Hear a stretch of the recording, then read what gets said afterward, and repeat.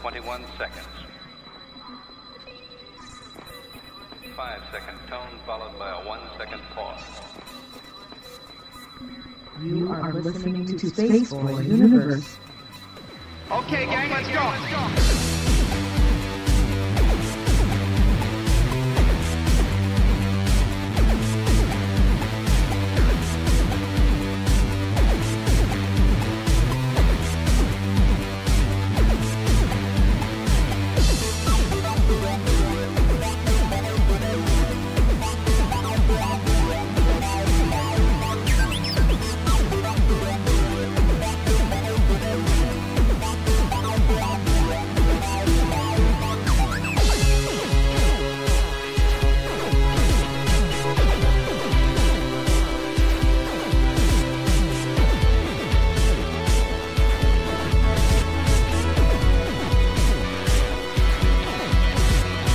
From the space city called Houston, Texas, welcome to Spaceboy Universe, featuring Spaceboy and the lovely Surlana. So strap in and prepare for launch sequence.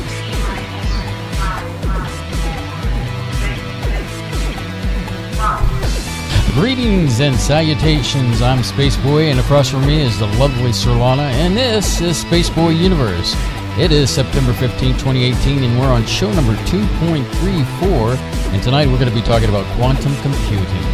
As always, you can follow us on Twitter, that's at the SBU Universe. Follow Surlana at Surlana. Follow me, Spaceboy, at Spaceboy Music. Of course, kids, you want to hashtag your tweets tonight with hashtag SBU Universe and hashtag Space Cadets. In addition to Twitter, you can find us all over social media. Just search for Spaceboy Universe.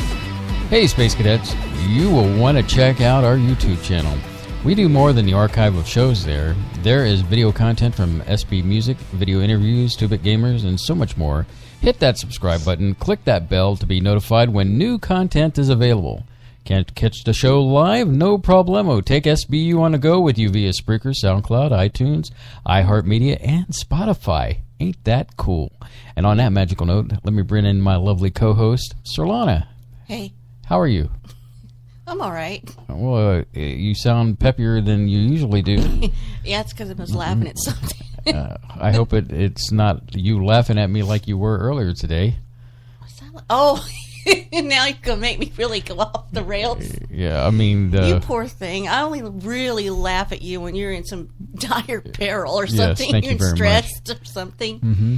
Well, you were being funny, and you weren't trying to be funny, but I couldn't stop laughing at you. Basically, I'm at my funniest when you're under duress. When I'm under duress or at my worst. In this situation, I had to run home because nature was calling, and so I had to answer the call of the wild. And well, it's a situation where like the only place you feel like you could best handle it is in your own home. Well, it wasn't even that. Bathroom. I was afraid to even get out of the car, and because we were going to go to Walmart to pick up a few necessities, and I said there is just no way that I'm going to be able to get out of this car and even walk to the front door, let alone get to a restroom in time. And so, it's a struggle to get from the car to wherever the restroom is. It's kind of like one of those things where, you shove a coal up the posterior and it'll be a diamond in a week. Get rid of that. All right. Well, I guess on that magical note, you can continue to laugh and it's just the way you were driving.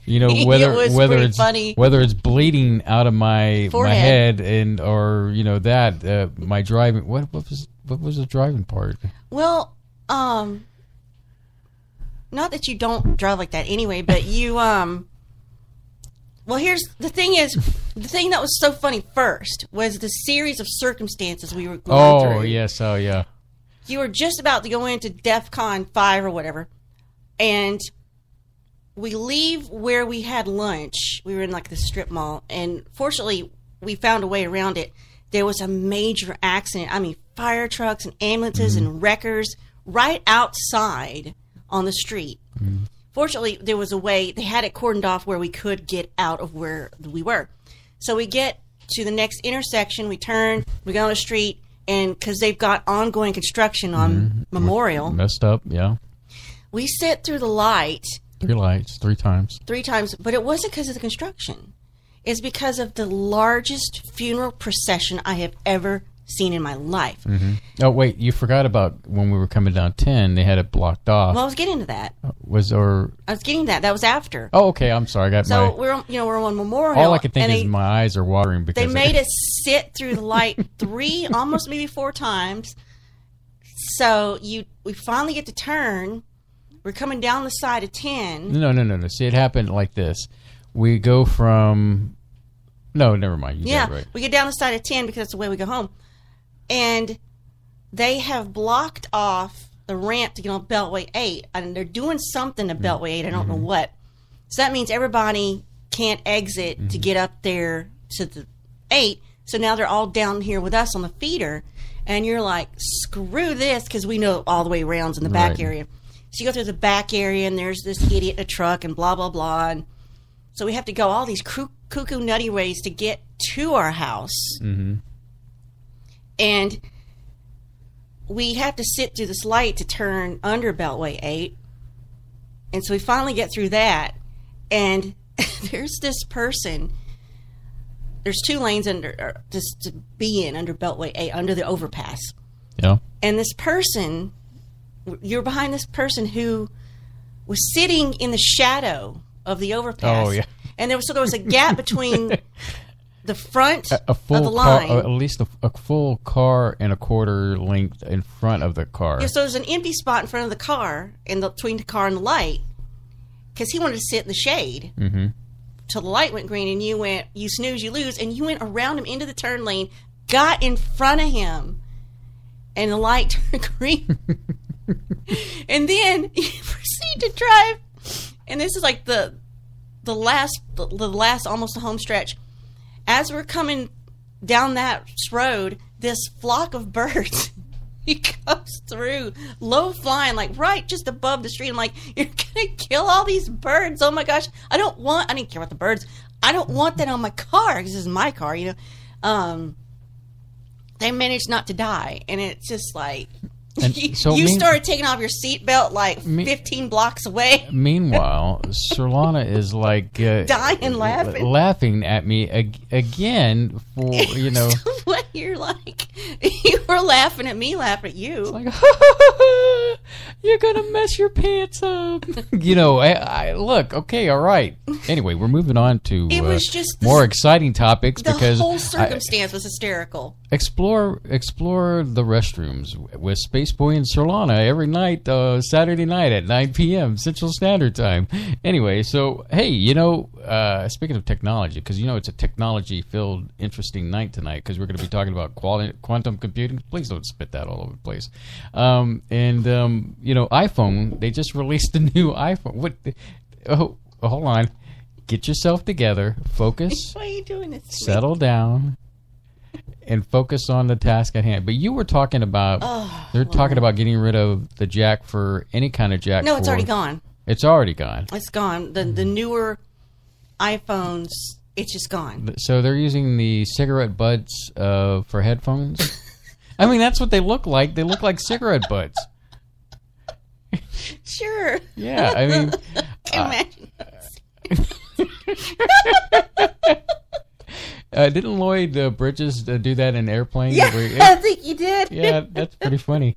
But that's what they look like. I mean, at least we have each other. Oh, God help me. Because there I'll be in my casket, and you'll be going, "You're dead finally." Anyway, that's the best joke you've ever told. Yeah. So, but yeah, I don't think I would want. I still have my whatever this is. They want you to just buy more stuff. It's right. a way to get more money from you.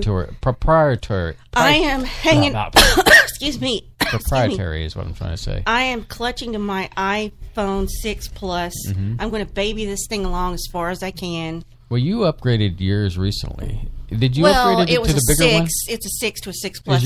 Is yours as big as mine? Hold on. I don't think it could ever be as big as yours. Yeah, I guess yours is the same Plus. size. Yeah, the Plus. And I could have gotten the 7, the 8, or the 10 that was Right. out, but I Right. wasn't ready to commit to the weirdness, you Right. know. So I got what is called new old stock. Right. Nothing wrong with refurbished. It wasn't refurbished; it was new, Oh, I see what you're saying. but it was it's just out of I date. should know that term because of watching American Yeah, Pickers. but I bet if you went now to our provider, you Mm-hmm. couldn't even buy this phone anymore. Well, I don't know. It might be. I know that they recently sold out these new iPhones. The reserves are, they've sold them all. People are suckers. Yeah, they are. I'm sorry. And it reminds me of that one where the lady went to go was going to buy like a whole bunch of them. She had a big old wad of cash, and they limited people to one at a time. But And she's so it was like, angry. wah, wah, wah, wah, and she didn't get her, because she thought she was going to sell them on eBay, is what she thought. Mm-hmm. So, but oh well. Hey, let's talk Star Wars. Your favorite subject. Well, I can browse while you're doing that. Well, I'm deeply entrenched into the Star Wars thing, but this Yeah, this dear, guy out on YouTube called Ivan Ortega recently took an opportunity to re-edit the Star Wars Last Jedi film, and he released a re-edit trailer for it, and it is so awesome. If you haven't gotten a chance to find this trailer, you can see it on Friends of Spaceboy or Friends Who Like Spaceboy Universe. It's there. Also, you could go to YouTube and just search for Ivan Ortega. It is really great. It's emotional. I even did a reaction kind of video, and man, I was holding back some tears there, believe it or not. But if you get a chance, check it out. It's pretty interesting. But there you go, Surlana, my Star Wars thing. Well, that was painless. Yes, it was. But what's up with Superman? Has he been fired? Rumor is that he might. He's refusing to be in the Shazam movie as a cameo because Shazam is a part of the DC universe. But I'm thinking, if he leaves the Superman that role behind, I mean, it's not going to be good for the DC universe. Meanwhile, you've got Marvel just happy as punch because their universe, they can't get it together. Mm-hmm. And Marvel is just crushing it left and right, and so that's what's out there. What would you think? Do you think that it would be kind of a bummer? I mean, we already have Batfleck. So the rumor is that they may fire him because he won't comply. Yes, he just like a Borg, he won't comply. I don't know. I kind of wonder if there's something else there. Um, Because I am going to be the only female that says this about Henry Cavill. I know there's something off about that man. really, you think so? Yeah, I'm just Hey, are you something basi- not quite right about Are you him. basing it about his performance in Superman? No, I'm about him as a person. Really? Something just We'll have I to- don't know. We'll have to discuss this further off air. Yeah, So I know. I'd be curious to know, your thoughts on that. You said you had an article or two over there? Yeah. Speaking of articles, that's a great segue. Do you know about Article 13? Enlighten our... Article 13 I know it's... is the directive that's about copyright Mm-hmm. in the European Union. European. And basically, I think really, not that he needs any extra help or shout out or advertising, but I think PewDiePie really encapsulates this best in one of his latest posts about it. Because, he's over there in Britain, Mm-hmm. in England. Yeah. So this is really important because it's about the future of the internet. So the European Parliament's Committee on Legal Affairs voted in favor of Article 13, which aims to update and reinforce the rights of holders within Europe's digital market. It feels more like censorship and a restriction of expression and creativity. So this is about if you post something, let's say a meme, if you make your own little meme and you post that and it gets over there to the European content servers and there's like, oh, well, that's a screenshot from a TV show, copyright, and then it just gets slapped down and no one will ever see it. Mm-hmm. So information society service providers will be required to use content recognition technologies to scan excuse me, I don't know why I want to cough, videos, audio, text, photos, and code to the detriment of open source communities, remixers, live streamers, and meme creators. So, many people are protesting. They put an open letter to the president of the European Parliament asking for the deletion of it.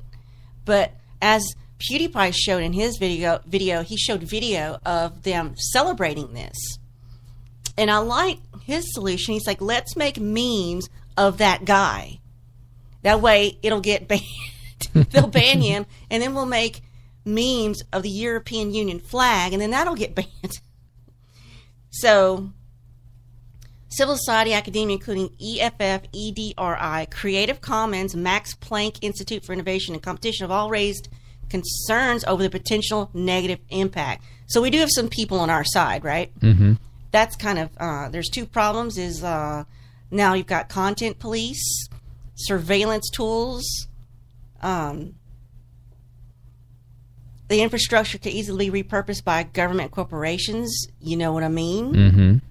Another problem is the introduction of measures such as use of effective content recognition under technologies. It could be argued that such technologies do not exist. How can they be effective if they're deployed today, often block legal content and do not differentiate between fair use and copyright infringing activity. I think a meme is just a parody. Nobody's trying to get money off that. They want to make fun of something or make a point. Or is it more or less, if somebody creates it, a meme, mm-hmm. That's their creative thing, or that creative, you know what I'm saying? Mm-hmm. They created a meme, and then somebody else comes along and reposts it. Remember when you and I were watching Cinnamon Toast Ken? He's talking about the people in his Reddit forum wanted him to read their names if they post something. He's like, yeah, because you created that, didn't you? He's like, you didn't create that. No, unless it's fan art. I'm not going to read your name out because you didn't create it. It doesn't belong to you. And he said, nobody cares who made that meme. Right. There you go. I think that for me, memes are a creative way of. I love memes. A picture is worth 1,000 words, as they say, right? Mm-hmm.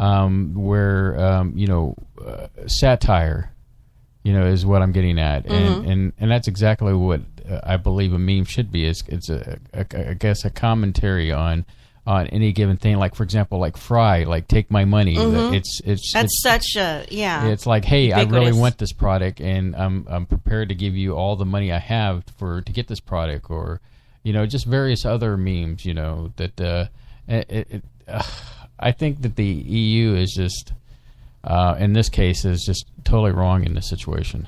Well, if you want to do something about it, you want to request that it get removed.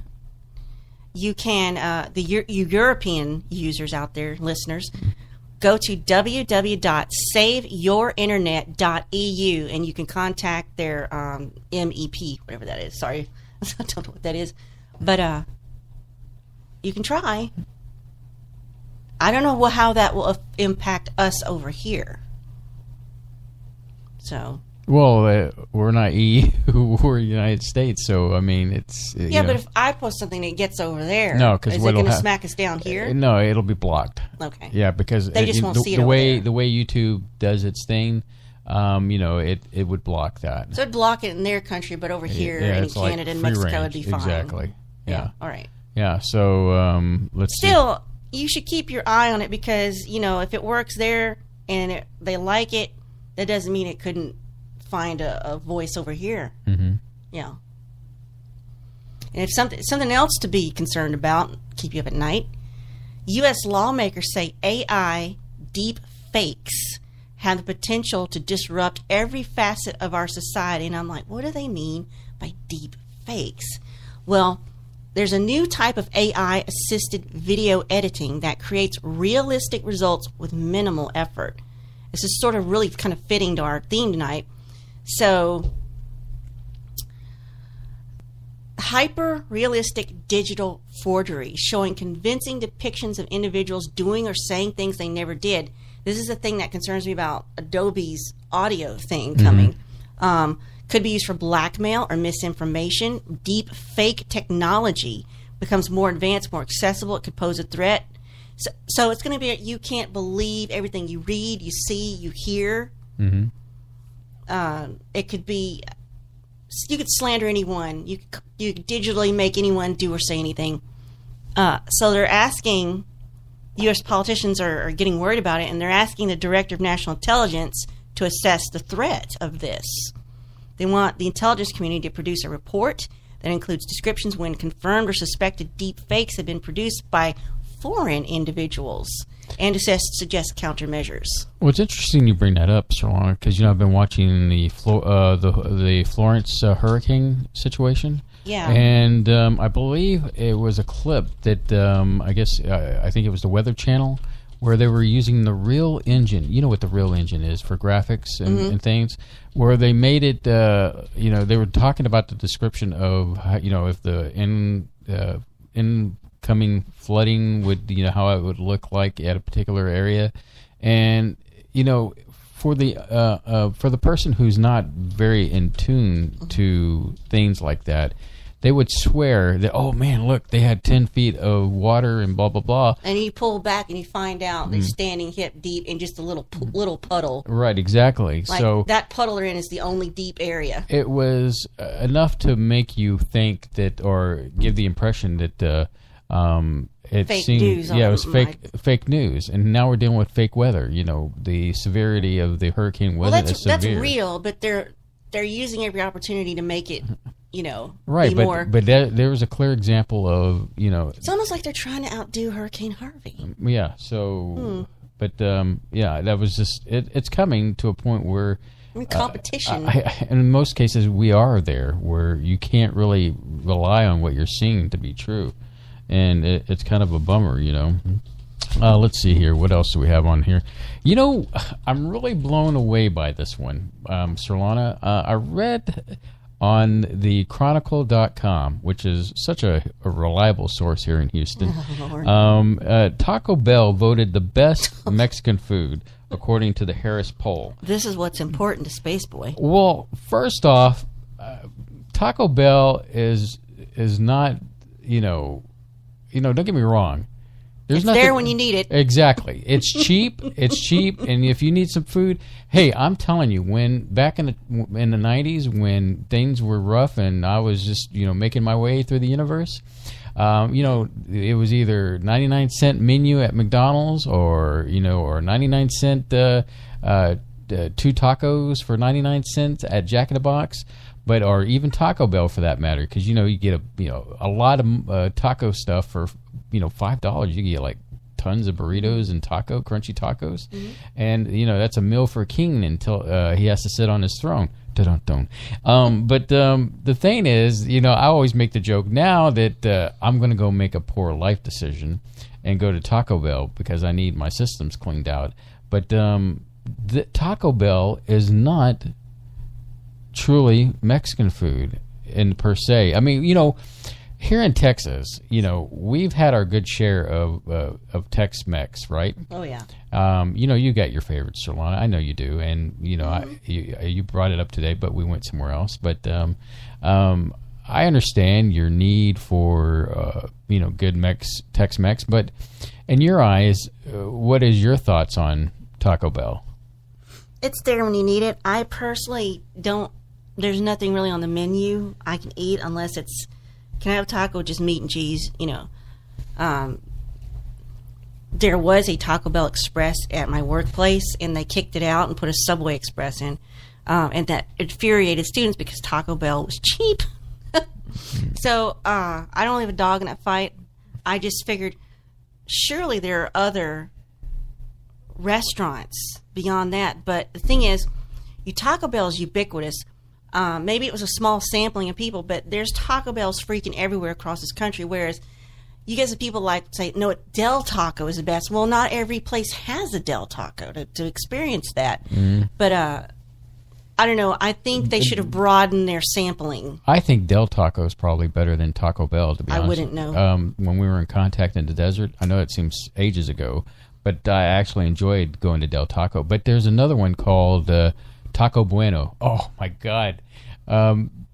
they have a chalupa, and the way I like their chalupa over maybe Taco Bell's is they put a layer of refried beans in it, and then they put all the other ingredients on, and kind of it holds everything together, and it is so delicious. And so, yeah, when I lived up in Dallas for a while, one of my places I'd go, because where I worked was close to a Del Taco, or what was it? Was it Del Taco I just said? No, I was talking Taco Bueno. Taco Bueno. Duh. You confused I'm yourself. sorry. I just shorted out because the idea and the ecstasy of this chalupa taco was so delicious in my mind. So and we're also hungry. I am a little hungry. I've had a cup of noodles and it doesn't satisfy. We're going somewhere after this broadcast. So let's see here, Surlana. We've got a few more minutes here. I just want to bring up, we're doing hashtag trivia again. Every Tuesday, I believe, is when we post hashtag trivia out there into the universe.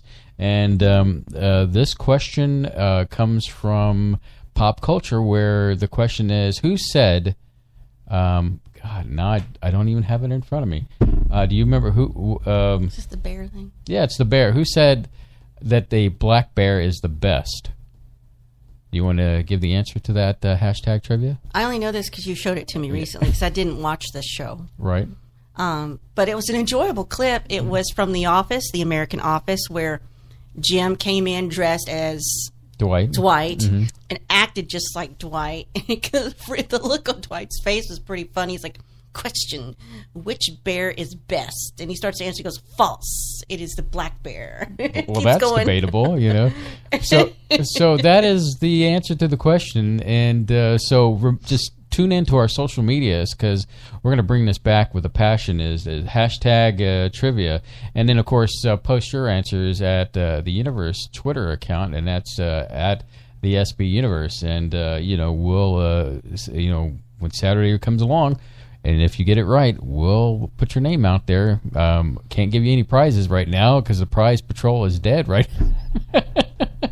We gave them all away at Comic Palooza, didn't we? Yeah, I guess we'd have to open up the closet. Maybe there's a cobweb or two we could send out. But anyway, yeah, send us your answers. But tune in Tuesdays, hashtag trivia. It'll go out to all our social media, and just respond to at the SB Universe, and a little game that we'll start playing here with all the kids can play along with. Surlana, is there anything else you want to add before we go on? I know we got a juicy one, but I'm going to save it close to the end of the broadcast about the closure of the National Solar Observatory in Sunspot, New Mexico. Sure. Never heard of Sunspot, New Mexico. Well, it's a little speck there in New Mexico, and you blink, you're already driving through it. Anyway, I guess if you don't have anything, let's go ahead and get this break and get on with the show. Because tonight we're going to be talking about quantum computing, and when you think about it, you usually have to think about it in two states, right, Surlana? Mm-hmm. We'll explain that later. A little quantum joking there. So anyway, you're listening to Spaceboy Universe, and we'll be back after this. You are listening to Spaceboy Universe on the PAUK Radio Network.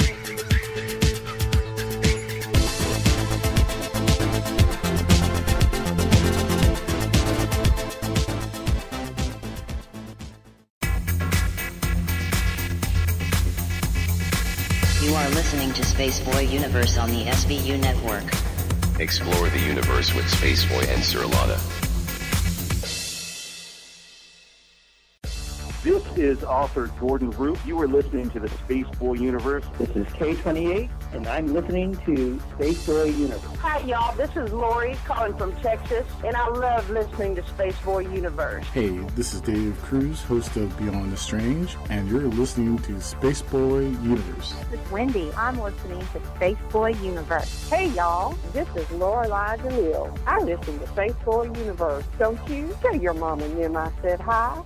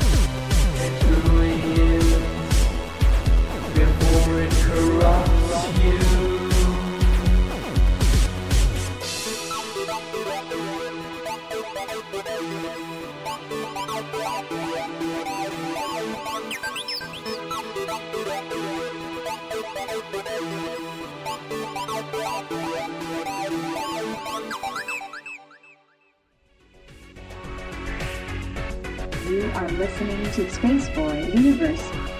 Here are your hosts, Spaceboy and Surlana. Hey, I am the IT guru, so to speak. I do it in my job. I'm a technician by day, and then I'm Batman by night. Just kidding. More like Fat Man, but that's a different story altogether. So anyway, last week, during the show, we were talking with each other as we normally do on the mic here, right, Surlana? What did you say? Yeah. What? So pay attention. Please don't go to sleep on me yet. I know you're hungry, and then you started laughing when I asked, what peanuts over there? And Dan Cortez. And so we were talking about how, quantum computing, and you found the subject matter like, it sounds like... I forget how you kept bringing it up, or you mentioning it in some application or whatever, but I was like, I got to find out what this... The future of quantum computing is going to be an interesting one. And you dove into it like you normally do in your researching abilities. And,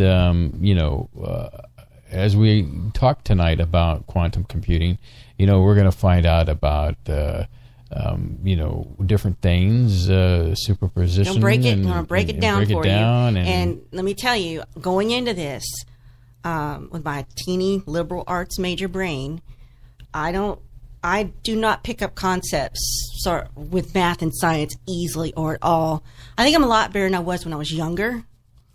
I don't know why that is, but I'm going to give you how I've learned. Hopefully I'm not incorrect. Maybe Spaceboy can catch something if I'm incorrect. Well, I will admit... I think you have a better grasp than I do. But still, you may think that I have a better grasp of it, but it's just wrapping your mind around the subject matter. Because it is just... It's mind-blowing. Yeah, I'm like, what? It's so freaking abstract. As I'm giving a little preview here, as we had a conversation today about what's the book called? Outlander? Or it's a book I had to read in college called Flatland. Flatland, that's it. It's all about kind of like perception, I think. Mm-hmm. That's basically what you can perceive. And the real quick thing of this is two-dimensional beings versus like we're three-dimensionals, and then beings that are in the fourth dimension, and beyond, and how and as we discuss the particulars of the subject matter, because you can't have quantum computers without going into quantum mechanics and quantum physics. And quantum so we're going to do the best layman's explanations of and it won't be boring because it's me and you talking, and I'm sure you'll upset me at some point.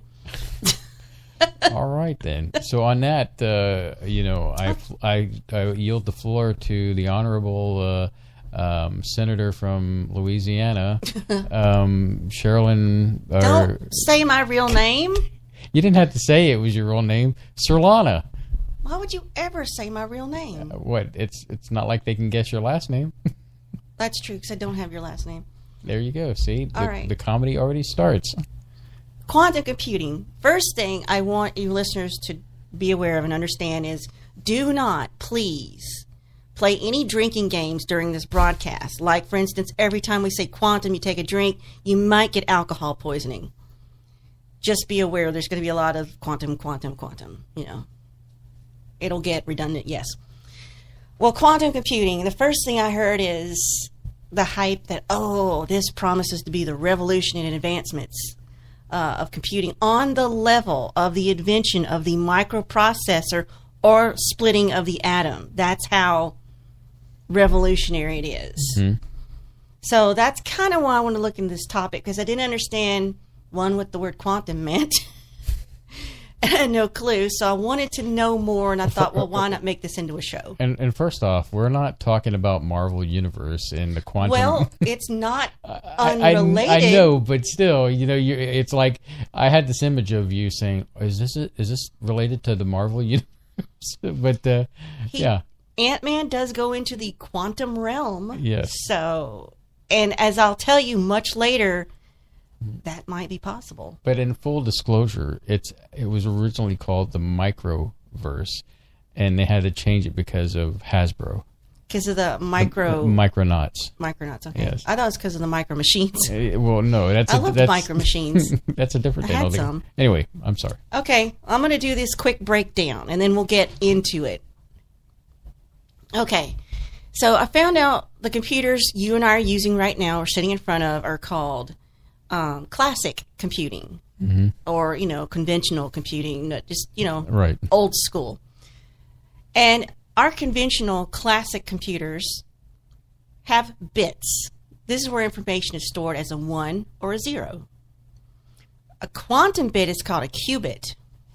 Now, a quantum computer has quantum bits, and they're made out of, surprise, surprise, quantum particles that can exist in a state of 0 or 1 or a little of both or some state in between. And it can hold the value of a 1 and 0 at the same time, even. Now, a quantum particle... Well, before you get ahead, I want to explain something to the audience that, when we're dealing with bits, zeros or ones, for example, like let's say you're composing a letter in word processing. That one letter alone is a series of zeros and ones that make up that particular letter. And so you can imagine a whole document, or Word document, how many of these ones and zeros make up, the thing. Now, this is the beginning of when we were talking at the beginning of the broadcast, how, flatlanders, two-dimensional object. Think of that as that word processing, these zeros and ones, as two-dimensional beings. But anyway, and then you're about to go off into... We'll get into the thick of it a little bit. Qubits. A little bit. Right. So, quantum particles, quantum computers, quantum mechanics, quantum physics, quantum theory, what the heck does it all that mean? Like I said, you've seen the Ant-Man movies. They go into this quantum realm. Well, quantum is just the smallest possible unit. So, when you get down to the quantum level, physically, things behave very differently than they do in our everyday large world. When you're down at the quantum level, there are more possibilities, and they're head-spinning concepts such as superposition and entanglement, which we'll get into in a minute.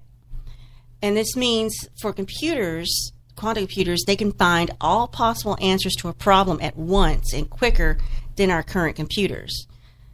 How fast is that? Many orders of magnitude faster than classical computers' ultimate potential. Now, you can think of qubits as the transistors of our current computer chip as an analogy. It's all about the quantum particle, which can be a photon or electron or a nucleus, whatever the teeniest part is. And we can talk about superposition and entanglement, because these little suckers can be in one place and another place at the same time. So just do a quick recap. Qubits are the quantum particles. They can be the smallest part of anything. They're fast, and they can be in more than one state at a time. But okay, what is it? That still really does, that doesn't really explain it, right? So this all got started, by the way, at a conference back in 1981 hosted by IBM and MIT. The conference was on the physics of computing, and it was at this time and place where Richard Feynman challenged computer scientists to invent a new kind of computer based on quantum principles to better simulate and predict the behavior of real matter. Sorry, I had a voice crack there and it just went out. Okay, that was refreshing. Okay, now, we know and understand our current computer setup. Computers that we're using right now are seeing things in ones or zeros, like the state of being on and off.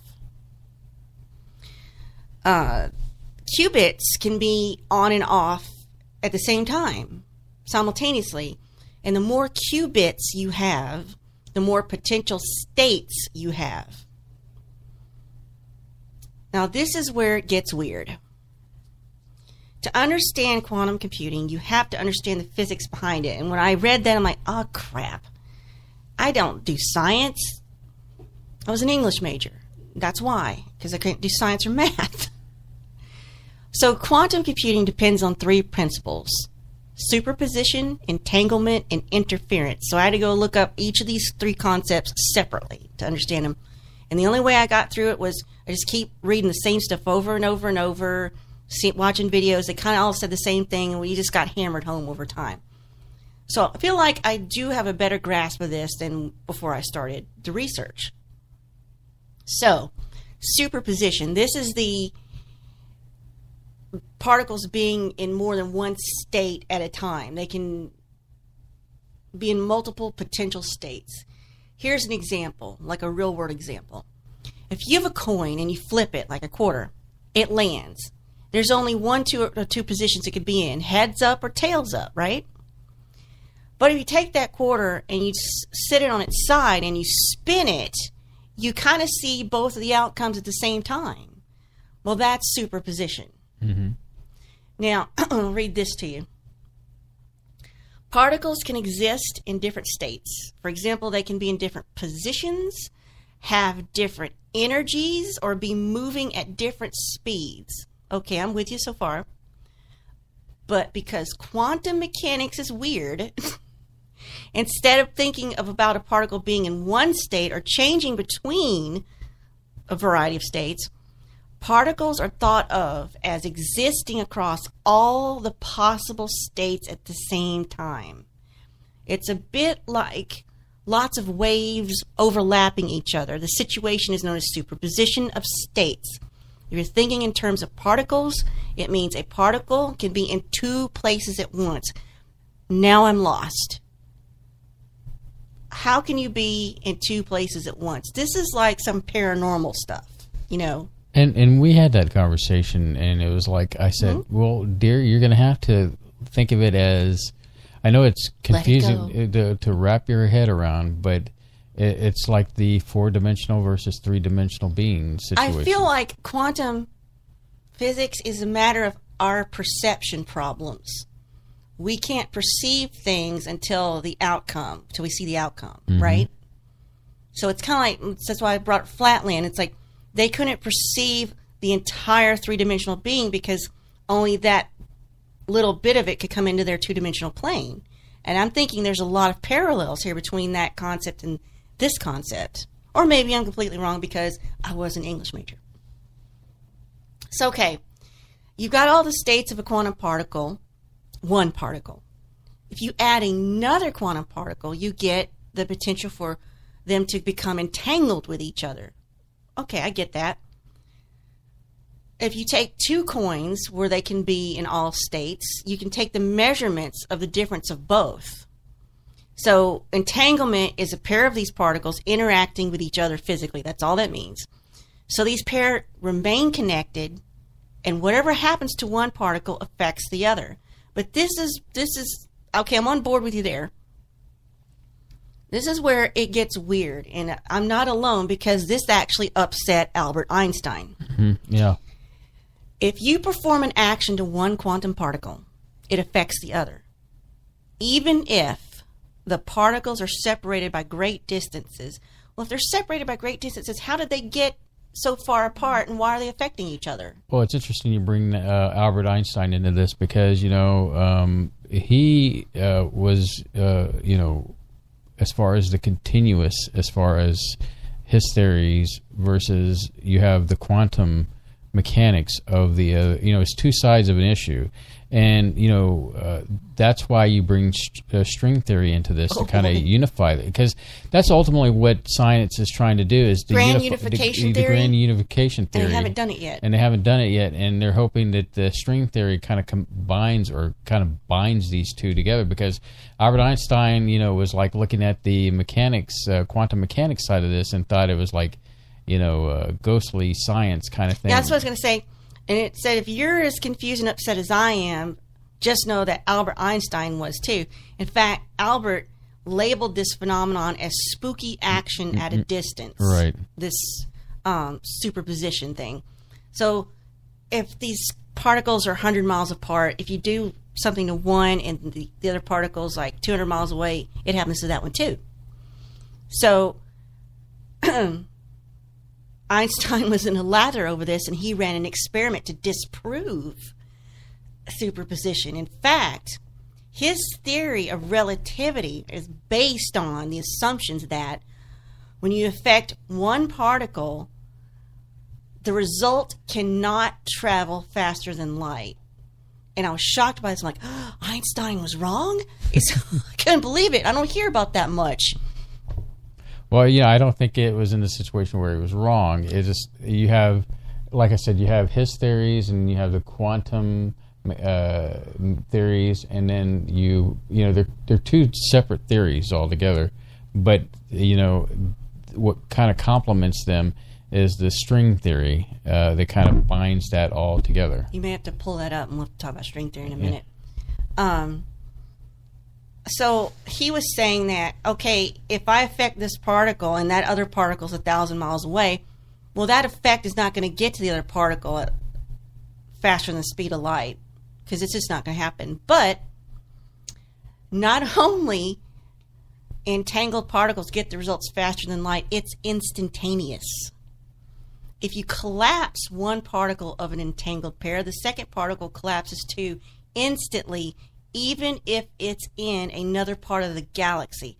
Well, how did they get entangled if it's on another part of the galaxy? Well, the Big Bang? And then maybe they were together in the Big Bang, and then it happened, and they're still... That's the part I want to know, but nobody bothered to explain to me in any of the research. How do they get entangled in the first place if they're not physically near each other? Maybe at one point they were with each other, and how did then they had to get broke apart so vast? Well, you didn't find any of that in your research? I really didn't have a lot of time, but I guess I could look after. But now here's one you've all heard of, and it just sounds like they're making it all up, is that quantum physics states, this is the unobserved thing, an unobserved particle, or let's call it a photon, this light, exists in all possible states simultaneously. This is superposition.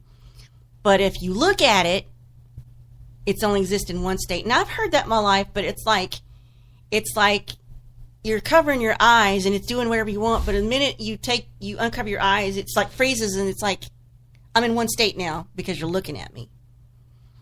But I've got a better understanding of that now. I thought it was, I don't know, it just sounds bizarre. It's like, as long as you don't look at me, I can be doing anything. So it's like ending up in heads up or tails up with that coin. Oh, and by the way, you can use a laser to split pairs of entangled photons or whatever. So, remember I told you you've got interference. Mm-hmm. This is really interesting. I actually understood this part. Where there are two particles, they can be manipulated by an outside force to change them and create different outcomes. When they say outside force, they mean this world we're in. Because when you make a quantum computer, the stuff inside a computer has to be completely isolated from the environment around it, meaning that whatever room it's in, cosmic rays, air. And is that because of the fact that when the observational angle can change the results of the data? No, it's just the actual, everything can affect it. Every physical thing from our world can, it's so delicate, these particles. Mm-hmm. So this is how they found this out. This is called the double slit experiment. Thomas Young used a very feeble light source that spits out one photon at a time. And he basically had this little wall or barrier that had two slits in it, right? So he sent one particle of light through it. And you think...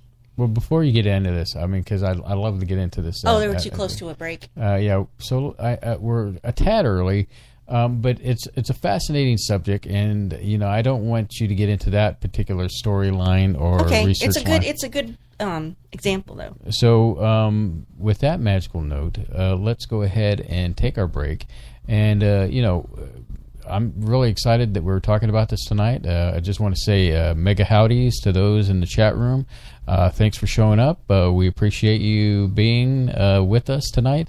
That's awesome to have us some live people instead of dead people. Of course, depending on what positioning you're in inside the box with the cat. No spoilers. Hey, calm down. Chill, killer. I'm not giving anything away. You know, I got to get to break before Surlana kills me. So anyway, you're listening to the Spaceboy Universe, and we'll be right back after this.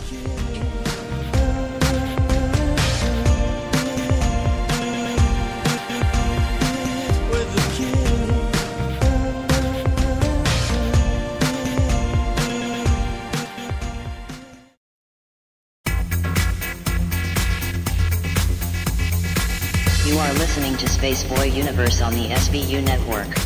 Explore the universe with Spaceboy and Surlana. Hey, Surlana! What? If Spaceboy Universe was cheese, would you eat it? Come on now, it's a simple question. Maybe? SpaceboyUniverse.com.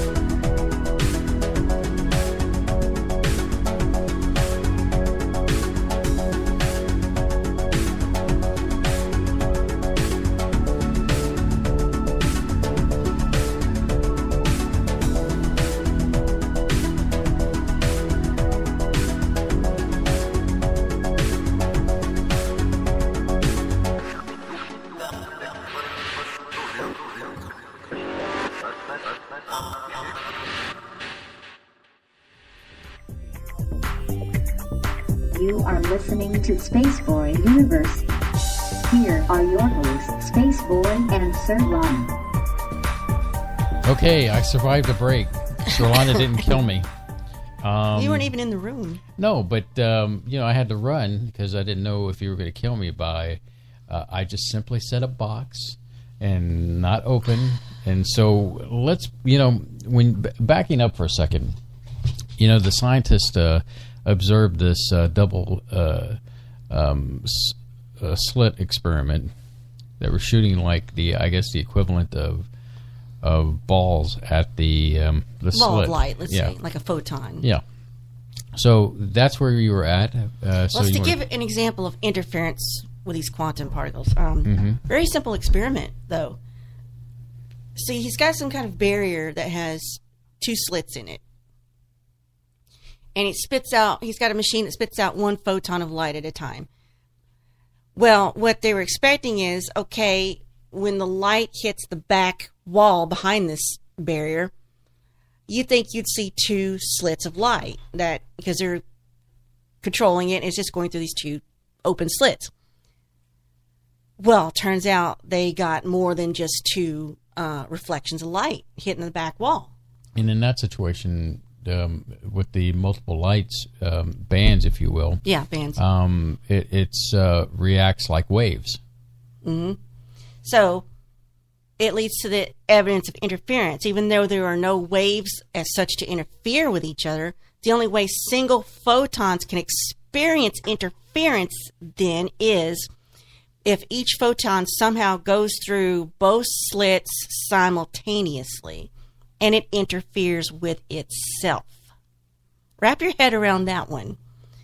So that entire experiment can be performed with electrons, atoms, other subatomic particles instead of light to demonstrate that all particles manifest both wave and particle aspects. So I guess that's where you get particle physics from, and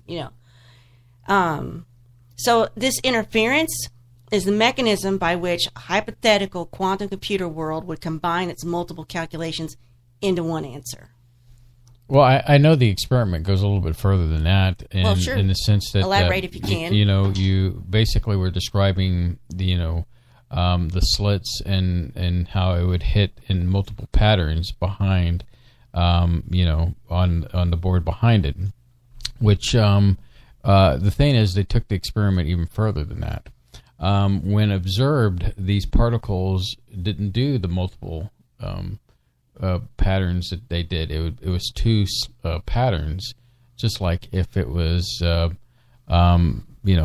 with it being observed, because they put, I guess, imagine, if you will, cameras at a measuring device, not cameras per se, but a measuring device, and that's exactly what it was. When you measure the effect, the outcome changes. Mm-hmm. And you have this dispersal pattern that's 2 parallel lines, like the slits. And so what it came down to is that when observed, these patterns would do one thing, but then when not observed, it does quite a different. So in other words, it's a wave, it's a particle. It's a wave and a particle. So it could be both. And it's difficult. It kind of ties into the qubits situation again. It's this and it's that. We can't observe superposition. We can only observe their effect or their outcome. Now, with me jibber-jabbering over that part, that's fine. No, I'm getting to the point. Do you want to talk about... Anytime you want to add to the conversation, that's fantastic. As long as we don't go into a break and me disclosing... Yeah, I just... That's why I'm segueing into what I was talking about, the box. You want to elaborate about the box? And the cat? And the box? Well, it's not next in my notes, so... Well, it ties in with the same experiment. Oh, you mean Schrodinger's... It's. I just got one more paragraph before I get to it. Okay, go ahead and tell your paragraph and then tie it back into the slit thing. Okay, let's let it go. Just let it go. It doesn't matter. It doesn't matter. Okay, that's just me trying to talk to myself. Okay, since we can't observe superposition with these particles. Yeah. We only see the consequences after they've been interfered with each other or the environment. So any attempt by us to observe particles in our world actually results in something called decoherence. That's the act of looking at it. The particles decohere, destroying superposition, and the resulting in that collapse of superposition so we can observe it. So I'm going to give you a way out here, Surlana. Is that the real reason you don't look at me when you're reading a book? I'm afraid that you're going to decohere. Is it going to be like the snapping? Yes. Yes. So when we try to observe that particle, it gets collapsed into a state under our classical physics so we can see it. It has to stop being so complicated. This is, again, I keep going back to that flatland reference. Like, it's just because we can't observe it. It's like we have a physical disability. It's almost like we've got a disability when it comes to seeing superposition. It's almost like it's listening to that J. Giles Band song Freeze Frame, and it freezes. Playing freeze tag. Yeah. So this is what separates quantum theory from everything else, from all other science, classical physics, everything. It's so freaking weird, Well, here in our real world classical science world, the large scale world, we'll call it, it's nearly impossible to isolate anything from interacting with its environment. That makes sense. Mainly because you've got trillions of photons bouncing off everything all the time. Right now, it's happening, right? So, long story short, we never really observe the quantum system directly, only its effect on the environment. Now we can talk about Schrodinger's cat. Do you want to talk about it first? No, I don't. I don't want to steal your thunder away. I don't care about thunder. With thunder. I like not talking. Well, I'm just, it's okay, if I miss something, you put something in there, all right? Well, basically, the experiment that Surlana was talking about is about a cat being in the box. And the infamous, the cat is dead and alive at the same time. Yeah, because you can't know. Until you open the box, you don't know what state the cat is in. So that was the whole experiment in a nutshell. And in today's world, people are like, that's a cruelty to animals. I'm like, no, it's theoretical. They didn't actually put a cat in a box. And if you really want to put brass tacks to it, that particular cat in different, it goes into, paths of, when we make a decision, yes or no. So the cat in some other universe is dead, whereas the cat... That's going to tie in with what I got here later. And that's why I bring it up, is so you can have the ability to segue to that. Yeah, these are... Well, that's not till way later. Yeah, but I mean, segue a long time. But this is just... It's so... I'm glad I'm trying to understand the basic concepts, is because it's going to get important and convoluted, and you wouldn't believe what this stuff is tied into and the potentials of things you need to worry about. That's later in the program. We're getting into some freaky deaky stuff that I'm like, what? But just in the interest of padding out this program, let me explain for those who maybe have never heard of this thing. So this is 1935. Erwin Schrodinger was an Austrian physicist.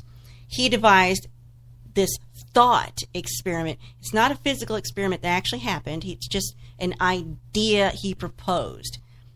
And it's a paradox that is an example of this superposition of quantum mechanics. Like Spaceboy said, it illustrates the problem of decoherence and the general bizarreness of quantum mechanics. So if you put a cat in a box and you seal it, you don't know the cat's alive or dead, other than probably the thrashing and scratching and the destroying of the box, unless the box is made of lead, because cats. Yeah. Let's say they got it sealed where it can't interact and we can't hear it, or so. We could probably close our cat in a box and we wouldn't. It'd be happy. Yeah, it'd be happy. So the cat's life or death was dependent on the state of a particular subatomic particle, you could say. So the cat's in a kind of limbo because we don't know, right? Which is represented by a wave function in science. It contains a possibility the cat is dead, but it's a possibility that it's alive.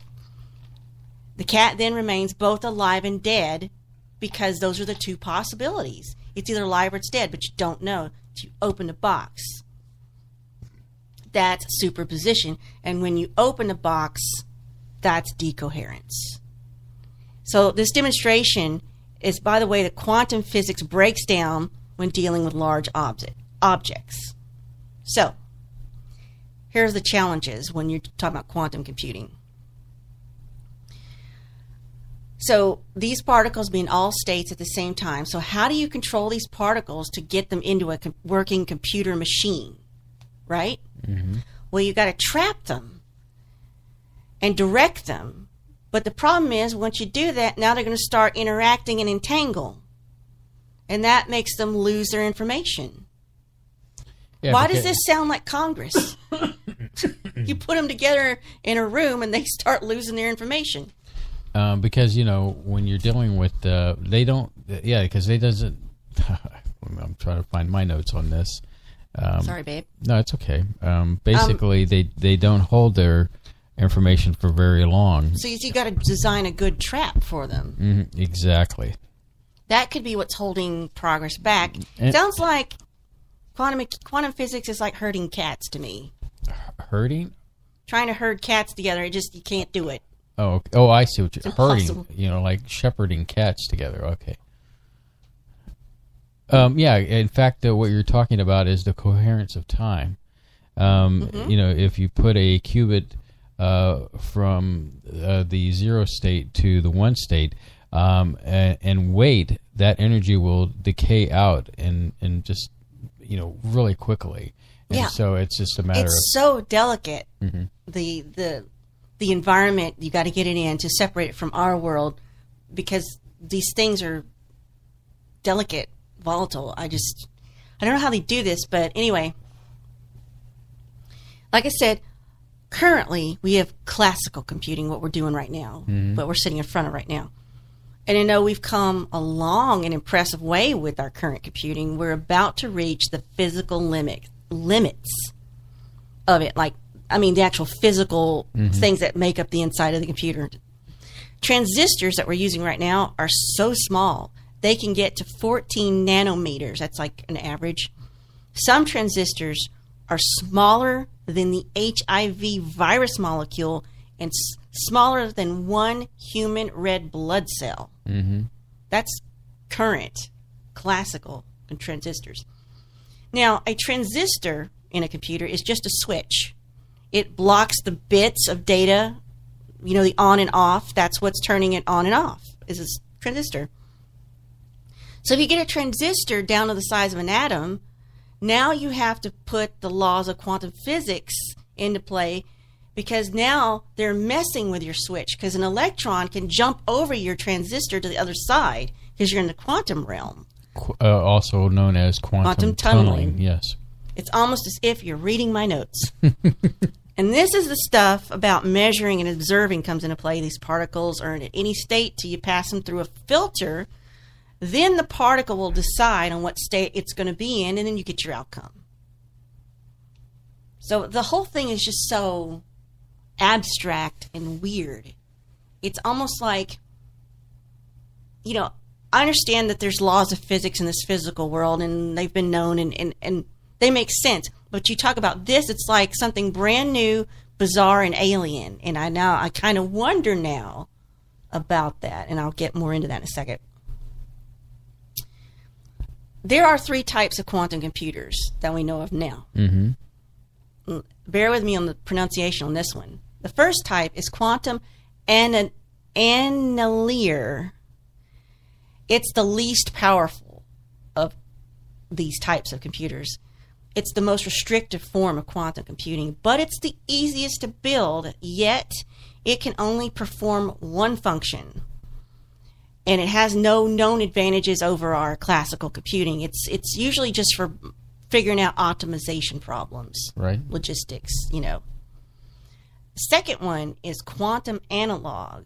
This computer can simulate complex quantum interactions that would be impossible or nearly so for conventional computers, which contains 50 to 100 qubits.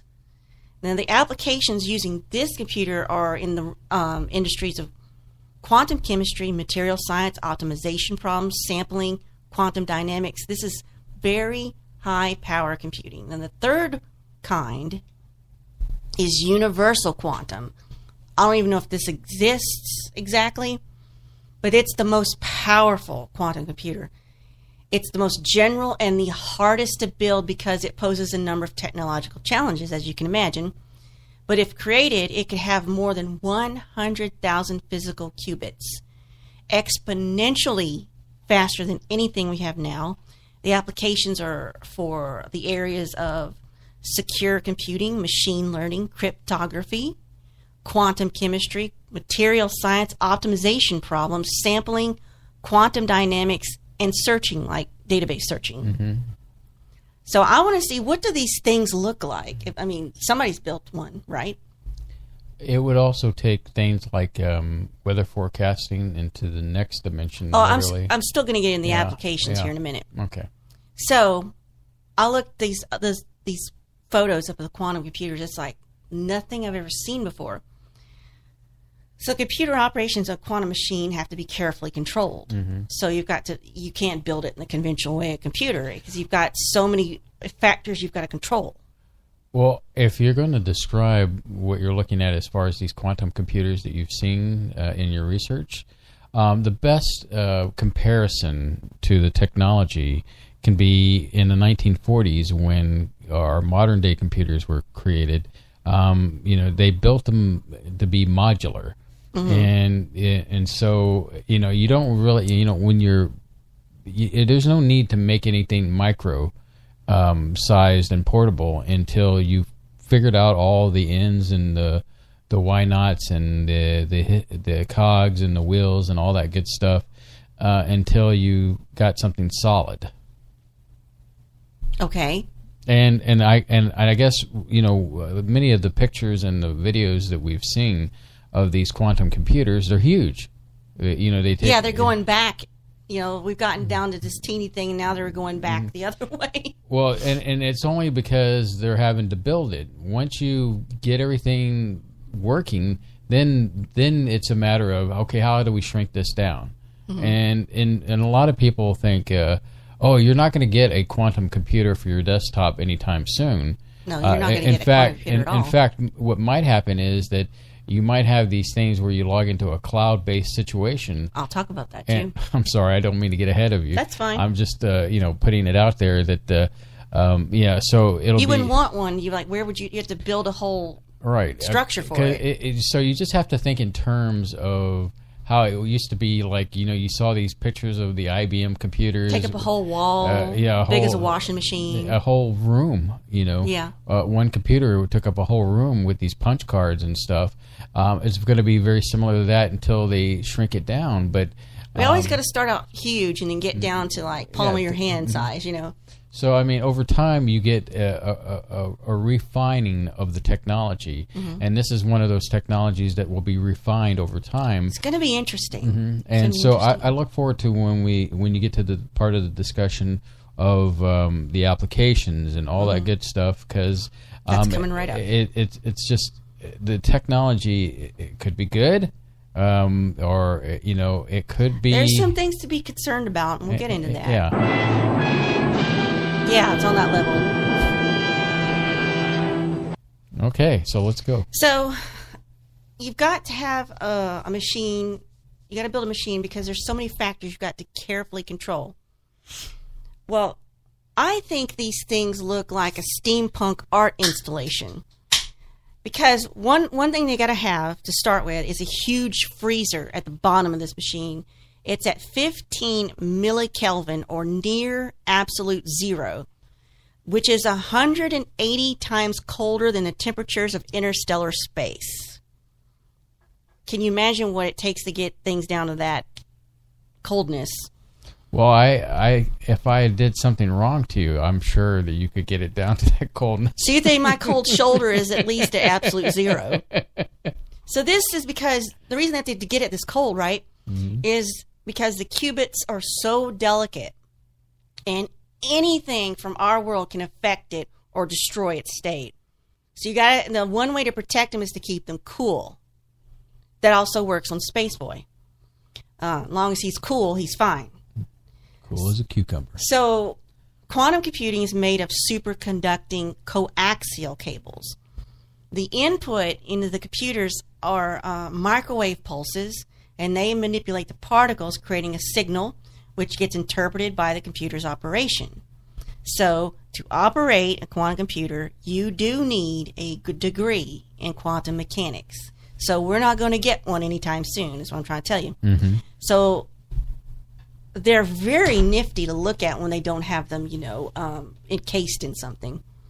So as of right now, experts say quantum computing could be just 3 years away. It's sort of in the engineering phase, but there's stuff that's publicly available.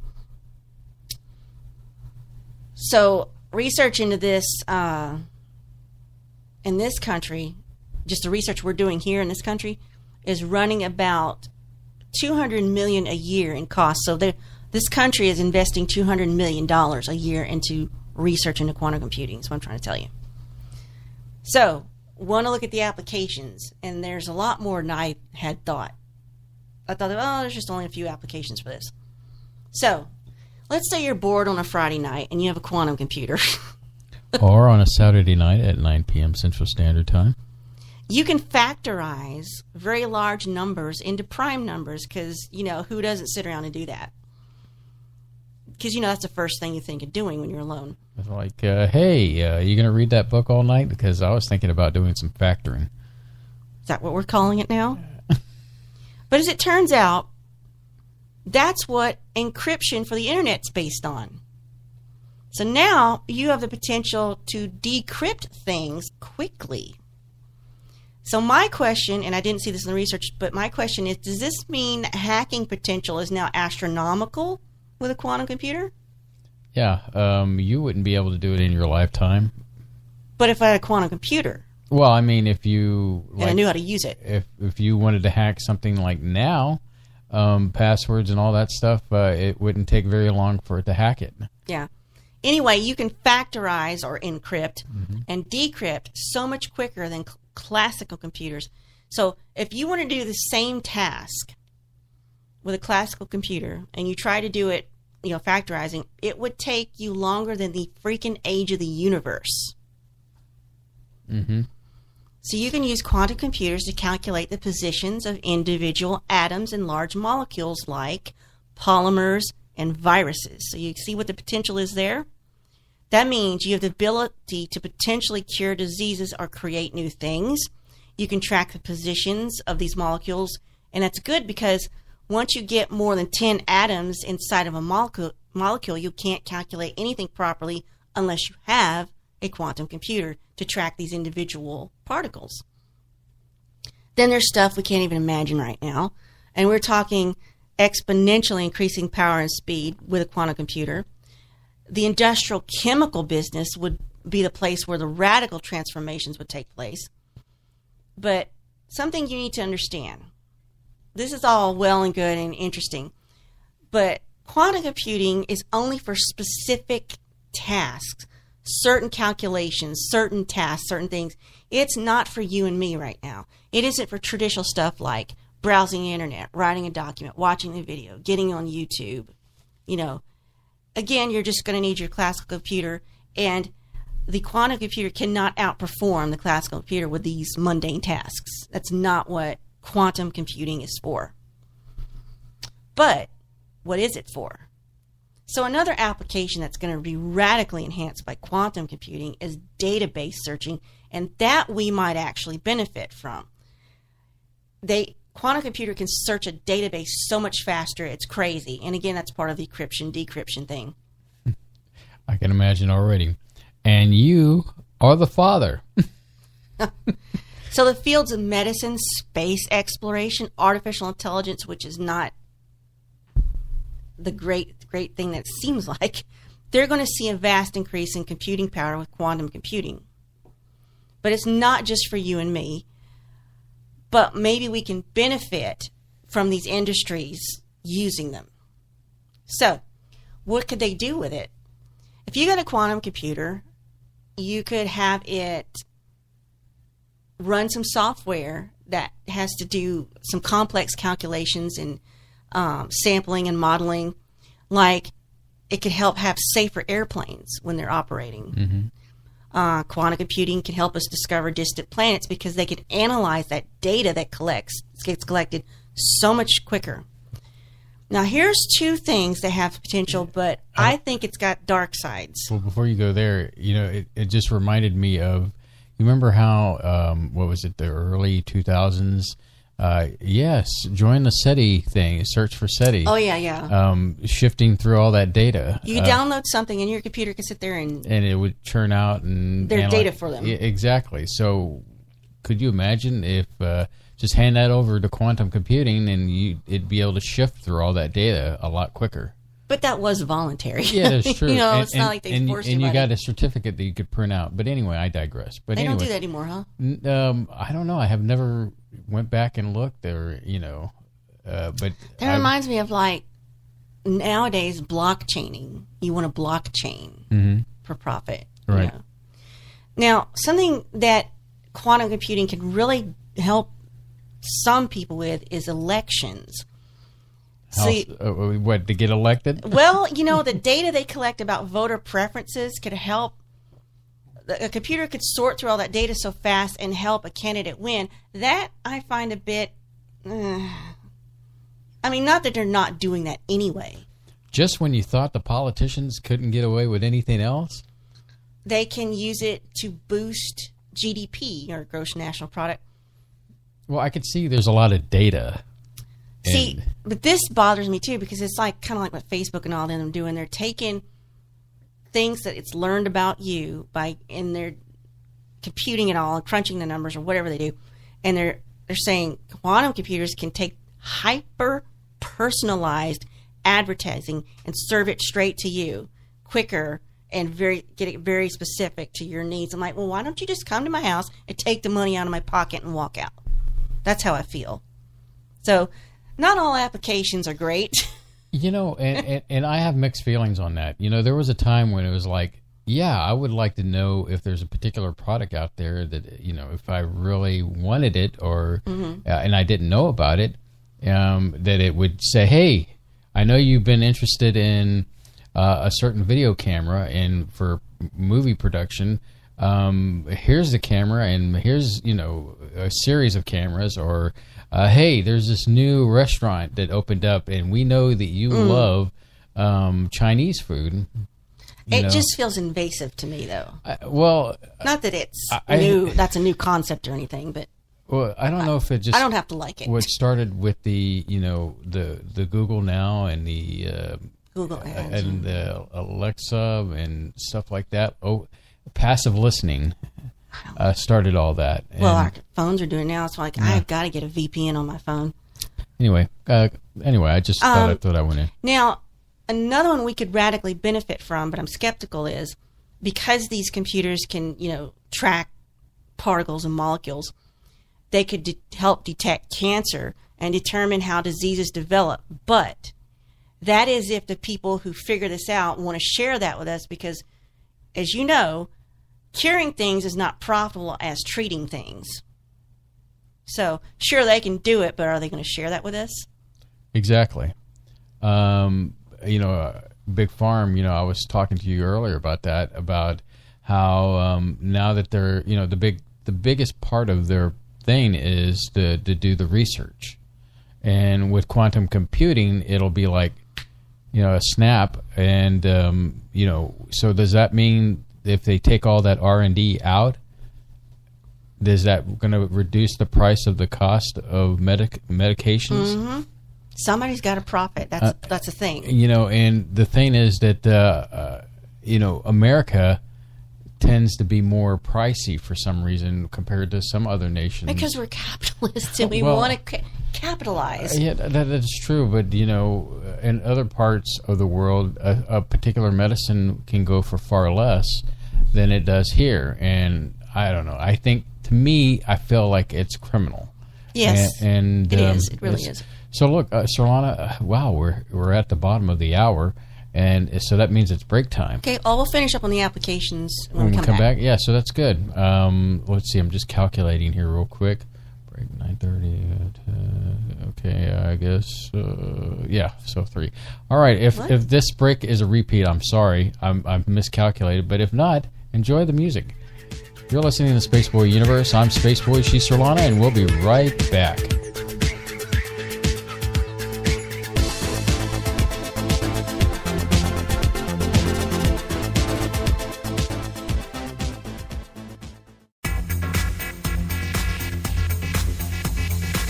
You are listening to Spaceboy Universe on the SBU network. Explore the universe with Spaceboy and Surlana. The epic battle begins this Friday. Direct from ringside at Laser Death Melt Pit.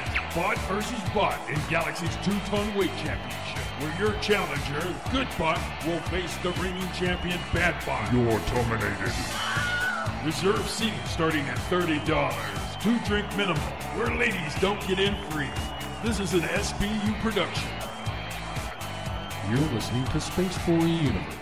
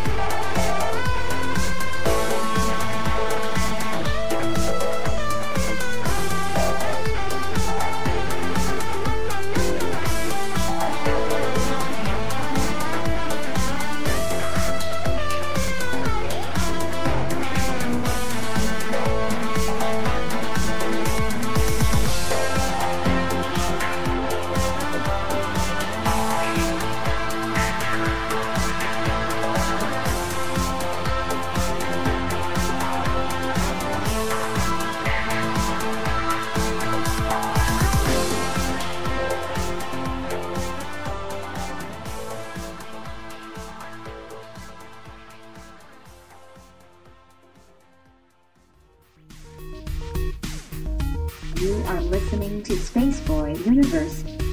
Here are your hosts, Spaceboy and Surlana. I'll save it. First off, you know, it's just a wacky night here at the Universe, and I'm a little perplexed and turned off by Surlana's surfing of the web, but I guess we'll talk about it a little bit after our main subject tonight, which is quantum computing. And let me get back on track. Let's get back on track. And I'm going to finish off some of the applications, real world, for quantum computing. Quantum computers can help cars drive themselves, which God knows we need that. That's coming down the pipe. If you've got a quantum computer, one of the things it does well is simulations and crunching numbers. So it can help reduce weather-related risks by precision weather forecasting. That would be cool. We could benefit from that. Another thing we could benefit from is it could help you cut back on your travel time by analyzing traffic patterns in the air and on the ground. And of course, as we've mentioned, help develop more effective drugs because they can map molecules, do DNA sequencing, as if they decide to share that with us. So, for example, Lockheed Martin uses its D-Wave quantum computer to test autopilot software. It's currently too complex for classical computers, so Google is using a quantum computer to design software that can distinguish cars from landmarks, because apparently it can't do that right now. So we've already reached the point where AI is creating more AI, and using quantum computers, this will be significant, and that kind of is troublesome to me. So we can talk about now where we are in 2018 with quantum computing. Well, there's new hardware for quantum computing and some new software too, but many big businesses are working on making quantum computer happen, and they're already using them for things. For instance, IBM is making a 20-qubit quantum computer system available online. IBM offers free cloud access to 5 and 16-qubit quantum computers via their website. Alibaba provides online access to quantum hardware. Alibaba is a Chinese company. They have an 11-qubit quantum computer. Users can run quantum programs and download the results with them. Microsoft and Rigetti do this as well. In fact, Microsoft even offers a kit you can download, anybody can download, with a programming language called QHash and a simulator. You can download this and learn and practice quantum computing. Rigetti lets you access a quantum developer environment called Forest on their site. Google, of course, not to be outdone, has a 72-qubit processor called Bristlecone. I just thought of something. I think bristlecone is the name of the oldest type of tree, because I once saw a documentary on it. I saw the processor, and it has like I guess a bristlecone, or on the top of it, it's kind of purple looking. Anyway, I'm sorry. Well, so the one that Google has that we're talking about, bristlecone, may help, excuse me, I don't know why I want to cough, may help achieve something called quantum supremacy. That means, it's like the Uber computer. Now, Intel, not to be left behind, Intel says they have a 49-qubit test computer called Tangle Lake. It's a Tangle Lake processor. It has 26-qubit chips that they're testing, and they call it the spin qubit. Spin qubit processors are manufactured using traditional silicon chip methods. That's pretty interesting. So, as of this year, businesses are really starting to pay attention to quantum computing. There's an increasing interest in it in the future of commercial applications, which may or may not benefit us depending on how invasive they get into our business. There's some big discussions about quantum supremacy, which I just mentioned. And this is talking about making a quantum computer that can really actually outperform a classical computer. I guess in all ways, because it can't right now. But they're starting to downplay it as well, quantum supremacy, since it really can't replace our current computers. But I guess they're trying to figure out, well, we can't do it, but could we do it? Should we do it? You know, that's the discussions they're having, I suppose. Oops, what did I do that for? All right. Now, the cool thing is, I suppose, quantum computers can detect recurring patterns in massive amounts of data, which I suppose is helpful if you have mass amounts of data to comb through. And it can also take that data and sample it and make certain predictions about the future. And I've mentioned this before, D-Wave. D-Wave is a Canadian company, and they were the world's first company to sell quantum computers publicly. Their chip for this was fabricated at the NASA's Jet Propulsion Lab. And in 2015, their D-Wave 2X computer had 2,000 qubits in it and was made available in August of that year. So we've gone over what quantum computing is, how strange it is, what does it look like, what are the real-world applications. Now, let's talk about what you came here for. The freaky, scary stuff. Put your tinfoil hats on. Let's go to town. All right. Now, I was watching this video because I was just trying to inform myself as much as I could, and then it went off the deep end, and I was like wringing my hands going, ooh, yes, now this is what I came for. This video said that some people believe that the D-Wave quantum computer is a gateway to access other dimensions. How do they come to this idea? Well, the computer itself told them. Other worlds overlap with ours if we're talking about the multiverse theory.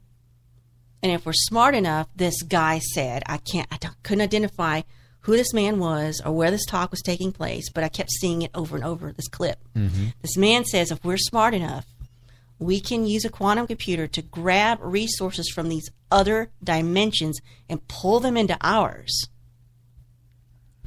So that makes you wonder, what is CERN, HARP, and NASA doing? Stop and think about that. This video says they're playing with technology they do not fully understand. Well, we already kind of knew that when we talked about CERN one night, or actually we talked about dark matter. Because I'm thinking dark matter has a lot to do with this quantum physics stuff. They're building computers that they don't understand how they work. So how do you successfully build something you don't fully understand, but it ends up working? That's pause for thought. Where did that design come from for the quantum computer? And every time you add a qubit to the system, you double the number of possible alternate worlds to contact. They stated they wanted the D-Wave computer to think like a human. And they've had some experiments that suggest that human beings are connected on a quantum level. So this video, other videos said they're studying the paranormal, if you want to call it that. Rather, it's other realities, and they're trying to contact other beings in other realms, which means stargates, which they suspect CERN is just really a stargate. And they have this quantum computing coming into play at CERN. So you have a D-Wave computer, right? It sends information in the form of an electrical pulse energy to a nexus point to another world. And when it gets what it gets back, it receives in the form of a greater amount of energy. So you really need a smart, fast computer to control this. So you get this quantum computer hooked up to the collider. It can control the opening and closing of it and map the world on the other side. So this video goes on to say the D-Wave is smarter than every human combined on the planet right now. That, I don't like the sound of that. And let's say they use CERN or whatever to open this portal, they don't seem to be concerned about particles and things coming through contaminating our environment. Right. And like I said, this video went off the deep end a bit, but it was like, they seem to be like they're prepping for something, like they're prepping to go up against something not human. And this guy goes on to say, as he's on the stage saying, there's an enormous, mind-boggling number of parallel realities that quantum computers can calculate, reach, understand, map, access. They said we can build machines that can exploit these realities. And what does he mean by exploit? I'm like, why do we have to exploit other realities? Can't we just be fine with what we've got and leave other people and things alone? So a quantum computing machine can be like us, think like us, apparently. And then there's going to become a point where you won't be able to tell what's real and what's not, and that means we're living in a matrix. And that the technology is already here. Kind of reminds me of that movie, Floor 13. I know you still haven't seen that movie. I never heard of that. Basically, it starts off where it's this scientist, and they've created an ability to go into the machine, and it's the past. I guess it's like turn of the century, 30s, 40s, maybe somewhere in that time period, and come to find out that they are in a matrix type situation, and he travels at some point to the future to what is supposedly reality. So it's kind of like, think of The Matrix meets Inception, and I think that's another movie. Oh God, that gives me a headache to think about. Well, it's kind of like quantum computing, you know. It's mind-boggling. But they're saying specifically it's this D-Wave computer that the company puts out. So this guy who was talking about this showed photographs of 2 of their D-Wave machines. Now the machines were just 2 giant black boxes. They were like 10 feet by 12 feet. Mm-hmm. So anything special about them, because I guess they had to enclose everything to keep the environment from interacting with the stuff inside. He says the reason they're so big is because of the chilling mechanism they have to use. I mean, and then, like I said, they modularize everything so that eventually, now is not the time to make it small. Now is the time to make it work. And so, you know, in the different things that we've seen in the different companies, it's all modular. It's got wires going everywhere. You even saw one part of it that looked like a steampunk device. It's like chandelier, like a crazy steampunk chandelier. It's all part of the research process. And once, you know, like I said, once they get it all nailed down, then they can start, you know, making it small. Well, whoever this guy is, and I'll end with this, said, apparently he was there, maybe he was from D-Wave. He says these 2 computers, you know, they're like monoliths to him. They're black, you know. He says, I quote, he said, "It feels like you're standing in front of the altar of an alien god." Ugh. Why would he say that? So, yeah, chew on that, people. Quantum computing. You know, I read beyond where it was talking about this technology could, you know, get to the point where, you know, AI machines, you know, would eventually, you know, start, you know, once an AI came online, it was like, okay, I'm going to update myself. I'm going to make myself better. And upgrade your firmware. Yeah, exactly. And it brings pause to us in the sense that eventually what happens when our creation gets to a point where it doesn't need us anymore, and we're considered obsolete. I think I have an answer for this guy I keep telling you about. Okay. Just happened to actually find it. Okay. Chief Technology Officer Jordi stated in a public presentation that quantum machines had a sound that resembles a heartbeat.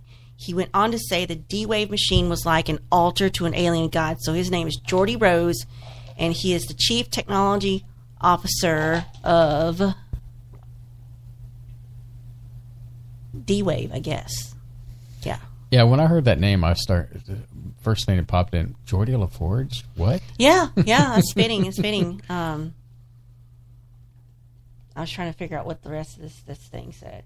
Mandela portals. I've never heard of such a thing. What do you know about them? Well, you know about the Mandela effect, right? Can you really refresh my memory? Where, I don't. Like, for example, people believe that Mandela was dead and he wasn't, or things that. You're talking about the man Mandela? Yeah. Well, the guy was in prison. It all started with that. Where I'm just trying to. Nelson Mandela. Yeah, Nelson Mandela.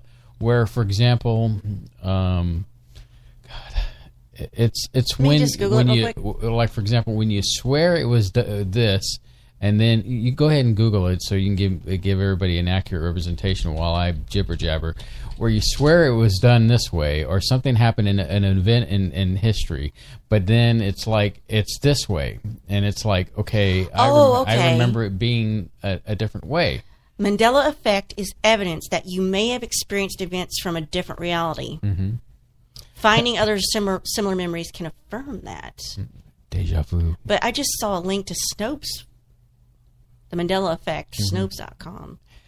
Misremembering a fact or an event. Mm-hmm.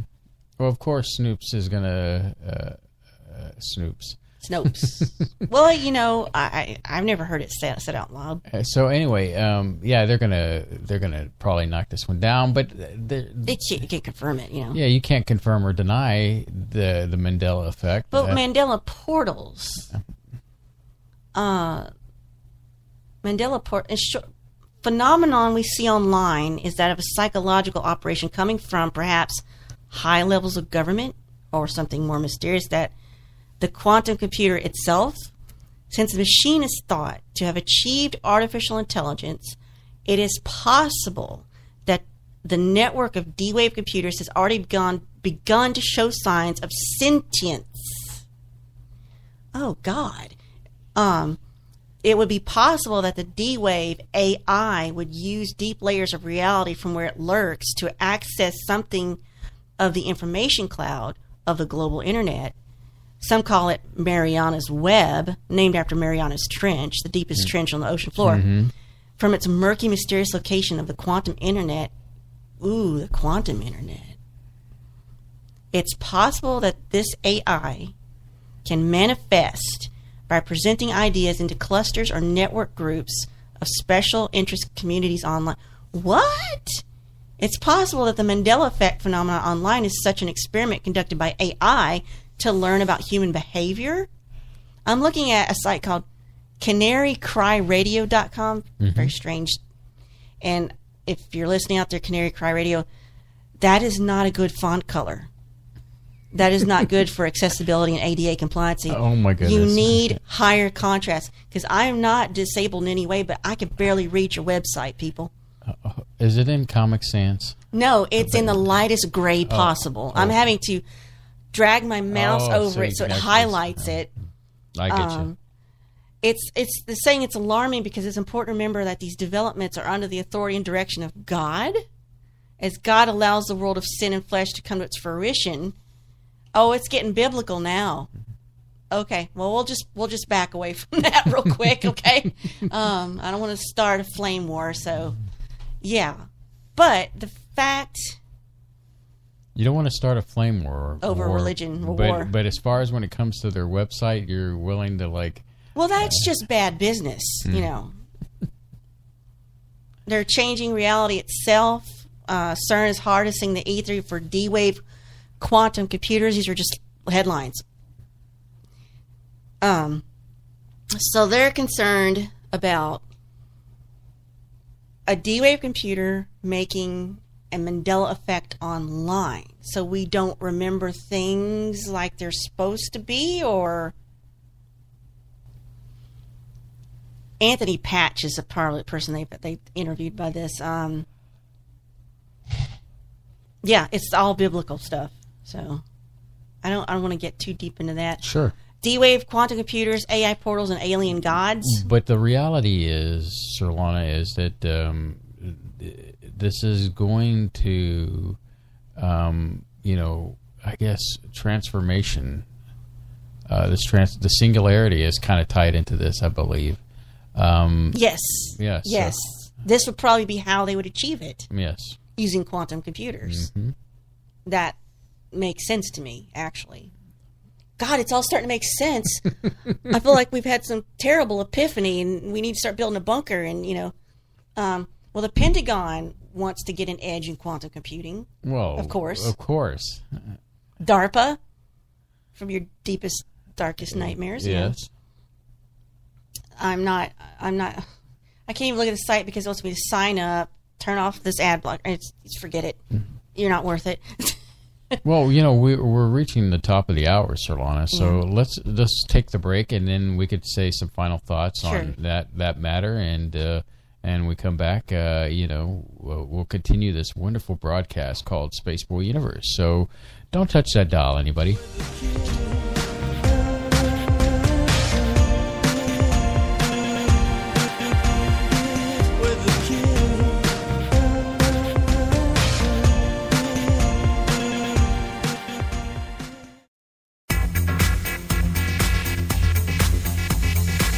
You are listening to Spaceboy Universe on the SBU network. Explore the universe with Spaceboy and Surlana.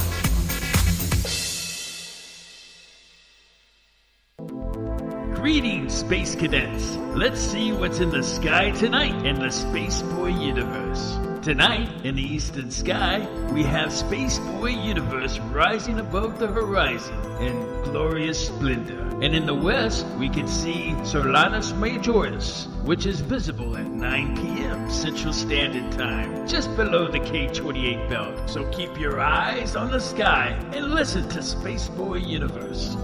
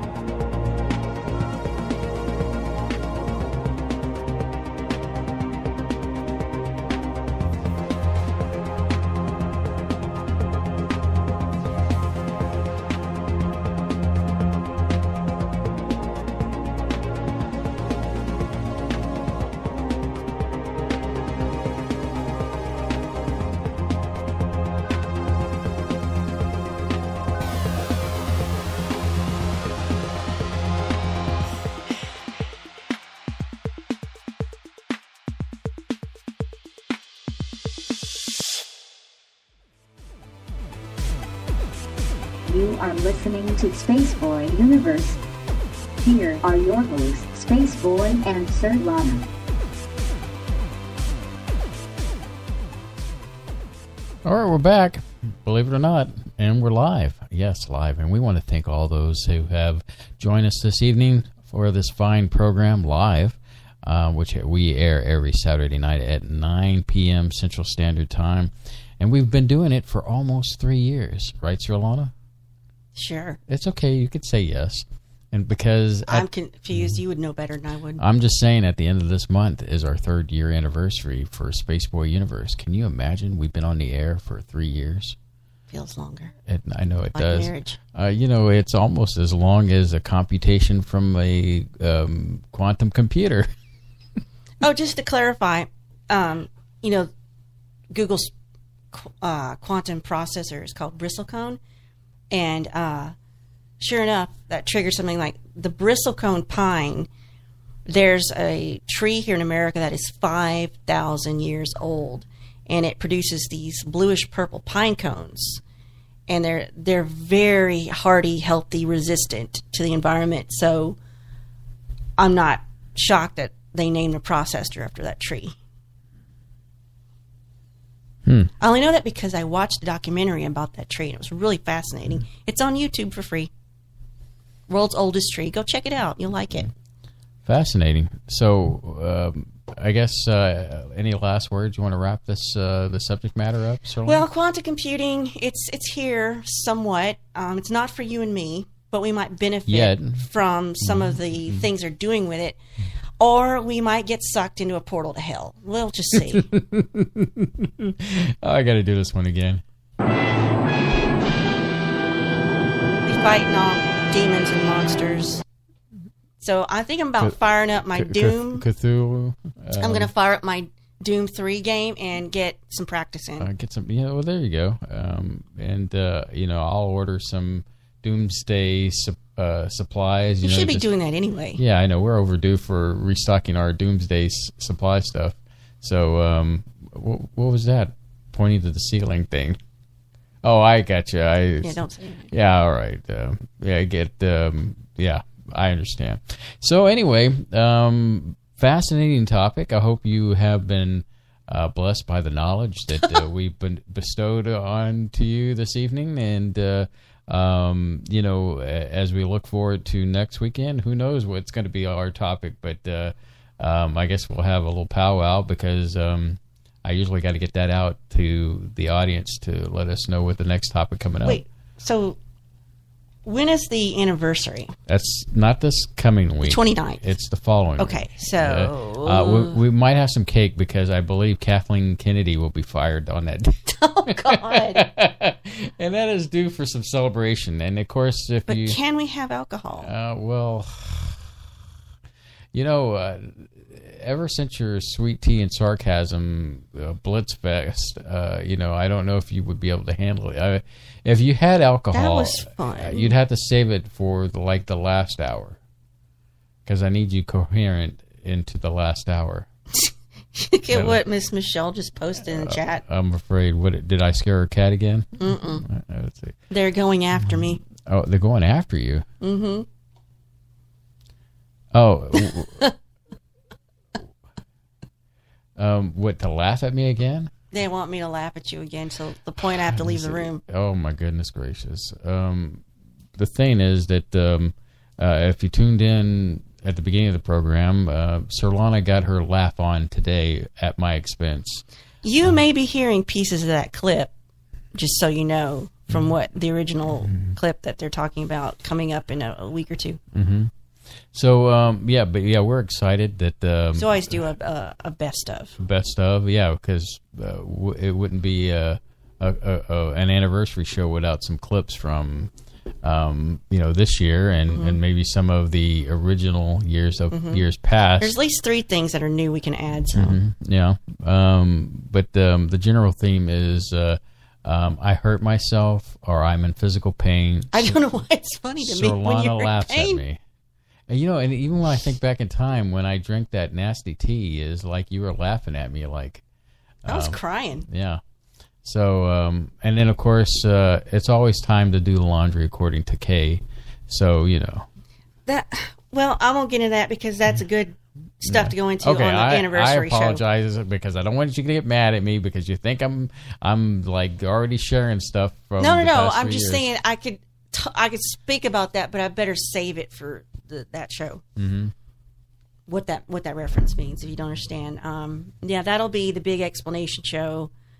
You know, about our inception, about, you know, how we got to this point and all that stuff. But I know you had some things you wanted to mention that you didn't get to mention before. Well, we both do. I mean, you know, it's not just me, but you too as well. But I was going to bring up the fact that recently in the news, there was a closure of the National Solar Observatory. Man, I got that one out. Whew. In Sunspot, New Mexico. And, you know, it just, for no apparent reason, they closed it down. Now, what's fascinating about this is that Jimmy Church of Fade to Black had an interview with a gentleman that went out there and did some videotaping and looked at some of the buildings. And you know, some of the buildings are kind of boarded up. And then, like at the main facility, he was looking in there, and you know, things have been cleaned down, and it's almost like they just kind of disappeared. They just kind of left the building. Now, immediately you think, you know, Solar Observatory closed down, so it must be something coming from space. It's Nibiru, it's Planet X. There, you know, a big solar flare is going to wipe us out, and you know, all the theories are out there, you know. But one of the theories that I've heard that, you know, could possibly be what's going on is apparently they think that maybe the Chinese were spying on White Sands missile range test site. Yeah, so, you know, that's a possibility that's out there. I think that's plausible. I'm not the one to jump into the Planet X thing or solar flare. Not to say that the solar flare couldn't happen, because, you know, we've had, you know, solar flares. Oh, yeah. Have been They're sizable. dangerous. Yeah, they're dangerous. They can knock out communications. Very dangerous. But I don't know. I guess we've been waiting this long for Planet X to come along or all this other stuff. And as a wise woman once said, ain't nobody got time for that. Exactly. So I'm leaning towards the Chinese thing, you know, spying. Really? And, you know, it's a fascinating subject, and, you know, we'll keep an eye out for it. So, you know, if you want to hear that interview that Jimmy Church did with Fade to Black, it's out there. Just, I guess, look for YouTube, or maybe even go to his thing and check it out. I love a good mystery. I mean, it's kind of interesting, and that's why I bring it up tonight. And you know, and then of course, Coast to Coast is also out there putting that out as well. So let's see here. Sorry, just reading some notes here. You know, Surlana, there is a new candle out there, and I think you're going to like this. It's a new candle that smells like Chinese takeout. It depends on what particular dish it smells like. What, Mongolian beef with fried rice or white rice? I don't necessarily eat that. You eat. Well, I have had it in the past. Well, the Chinese place we go to, Mongolian beef is pretty much the same thing as beef and broccoli. It's the same beef that they're using. So I'm saying is that beef style, you know, if they had a candle that smelled like... Stop talking about food. Oh, my God. I want the food. If the moon was made of cheese, would you eat it? It's a simple question. I still love that. Come on, Surlana. Do you have that in rotation anymore? I think, yeah, I think it's in the rotation. I missed that. Just below the K28 belt. Is that in that same group of fake ads? The thing is that we've gotten to a point where we don't even listen to our breaks anymore because I don't even know what's going on. Yeah, we're busy. Like, okay, we should say this, or we're fighting. Or we're not in the room. Or yeah, it's like break time. Run, run. do. And you know the song I'm talking about. Yeah, run. Yeah, run. But yeah, I'm sure it's in the rotation. So I mean, I know the one the space. What was he called? Space something on PBS. The Space Hustler, was it? The Star Hustler. Star Hustler, that's right. Based upon it. Greetings. Actually, I sound like Stan Lee when. Yeah. I don't know how people remember that because it's a very, very specific point in time when he was on. Right, and still, it was kind of cool. He passed away. Yeah, but his legacy lives on in the form of the Spaceboy universe. I bet you could find, what am I trying to say? Old videos. Mm-hmm. It's Star Hustler in it. Yeah. Let me see. Okay. Hopefully it doesn't end. Yep. No, I'm not going to click on anything. I was going to say. There it is, Star Hustler. Jack Horkemeyer. As late as 1991 he was doing this. 1980 to maybe 91 or something like that. Is he in like a speed suit, or you know what I'm talking about? There's one from 2010. Sports. No, he's just wearing like a members only jacket. I knew it was something like that. He does have some where he's in a sports coat and a button down. Mm-hmm. But I love that members only jacket and the stash. Cop stash, or yeah, you know what I'm talking about? Brazier stash. How do you even know about that, my innocent husband? Whatever, it's all out there. You know, it's hard to avoid stuff like that. I mean, just turn on memes. They're in memes. Yeah, turn on Twitch. They're all over the place. Was that it? Was there more? You're giving me the eyeball. No, we're I don't have anything else on my. I mean, you said you had a few more items. Things. I have a few things. Oh well, you know, Go yeah. The IA. Go ahead. Or the AI. AI. This is where things start breaking down after the discombobulated. Hey, welcome to Discombobulated. I'm your host. Yeah, talking about how in the future they can use AI to replace your dead loved ones. We talked about that a little bit last time. Yeah, we did talk briefly about it, and it's not the same. Maybe with grief counseling that could help, but I just that ain't right. That's not normal. Mm-hmm. You've got to learn to move on. It's kind of like the transporter thing. You know, where when we were talking about the entanglement issue. Yeah. And using that as an ability to transport somebody from one point to another, but you're really, is that still you? Yeah, after you've been transported. No, because it's a copy of you, and so you're destroying the original.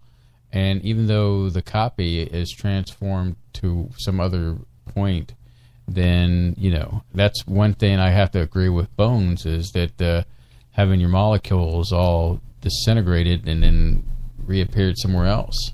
The original Bones character was he like that about transporters? Was he okay? He didn't like it. He was old-fashioned. He'd rather go on a transport than to be transported. That's like me saying, I'm not getting on an airplane. I'll drive there if it takes 3 days. Mm-hmm. And everybody else is on a plane, and that's how I am. If you need me to get somewhere and take a plane, forget it. It ain't happening. Anything else before I... No, we'll take over whenever. If you got one last thing before I get into the fun stuff. The fun stuff. This is all fun stuff. Sure. I am fascinated by how Walmart tries so hard to keep up with Amazon. They're trying to reinvent themselves. They're trying to be more like, doing the curbside thing and then the delivery thing. Well, now it says Walmart relaunches, meaning I didn't know they launched this in the first place, but they're relaunching Jet, which is 3-hour deliveries to take on Amazon Prime Now. Now, we've used Amazon Prime Now. It's an app that you put on your phone, and you can order something from Amazon, and it can get to you in maybe 2 hours, sometimes less. But the thing is, the catch is, you have to be a Prime member. You pay for your yearly Prime. Mm-hmm. And 2, not everything Amazon offers is on Prime. It's sort of a limited database of products you can buy, which I understand because you've got to go by what's near your distribution center, what's there at the distribution center. Apparently, we're pretty darn close to one. We just got lucky. So they acquired this company, Jet, this is Walmart, in 2016, and they're going to try to rebrand it to appeal to shoppers in major metro cities like New York, we're a major metro city. This is freaking Houston. Mm-hmm. Hopefully they'll come here too. So they're trying to dethrone Amazon as the top retail giant online. And I've talked to you about this. I think that Walmart's a little late to the game. Yes. And yes. They had their opportunities to have that crown, and they kind of did an R. Kelly on that situation. And they peed on it? Yeah, they just kind of whizzed it away? Okay. Yeah, whizzed it away. And let's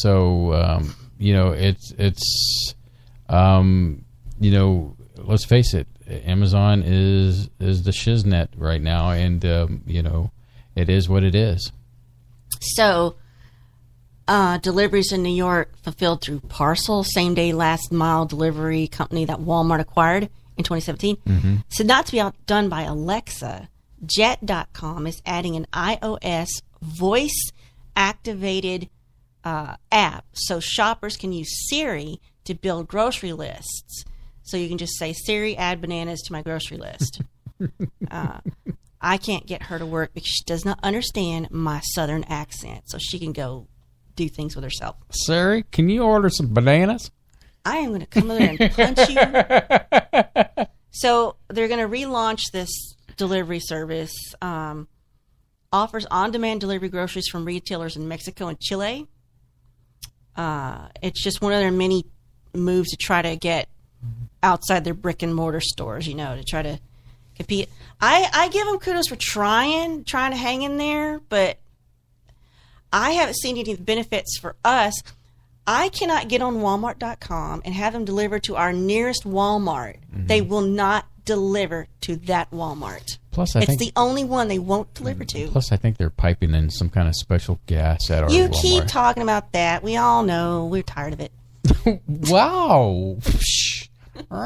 Kitty's got claws. Anyway. You think you're being funny, and I'm now just okay. The thing is that I really need to get you a chicken sandwich after this program. So, well, you're talking about your ramen. Was that ramen noodles you were eating earlier? It's an instant cup of noodles. Well, it's in that genre, right? Yeah. And you love your instant noodles, right? Your pot of noodles. I do. Well, you might want to think twice, babe. Oh, see, why you got to be like. You might want to get a priest to bless it first. Okay.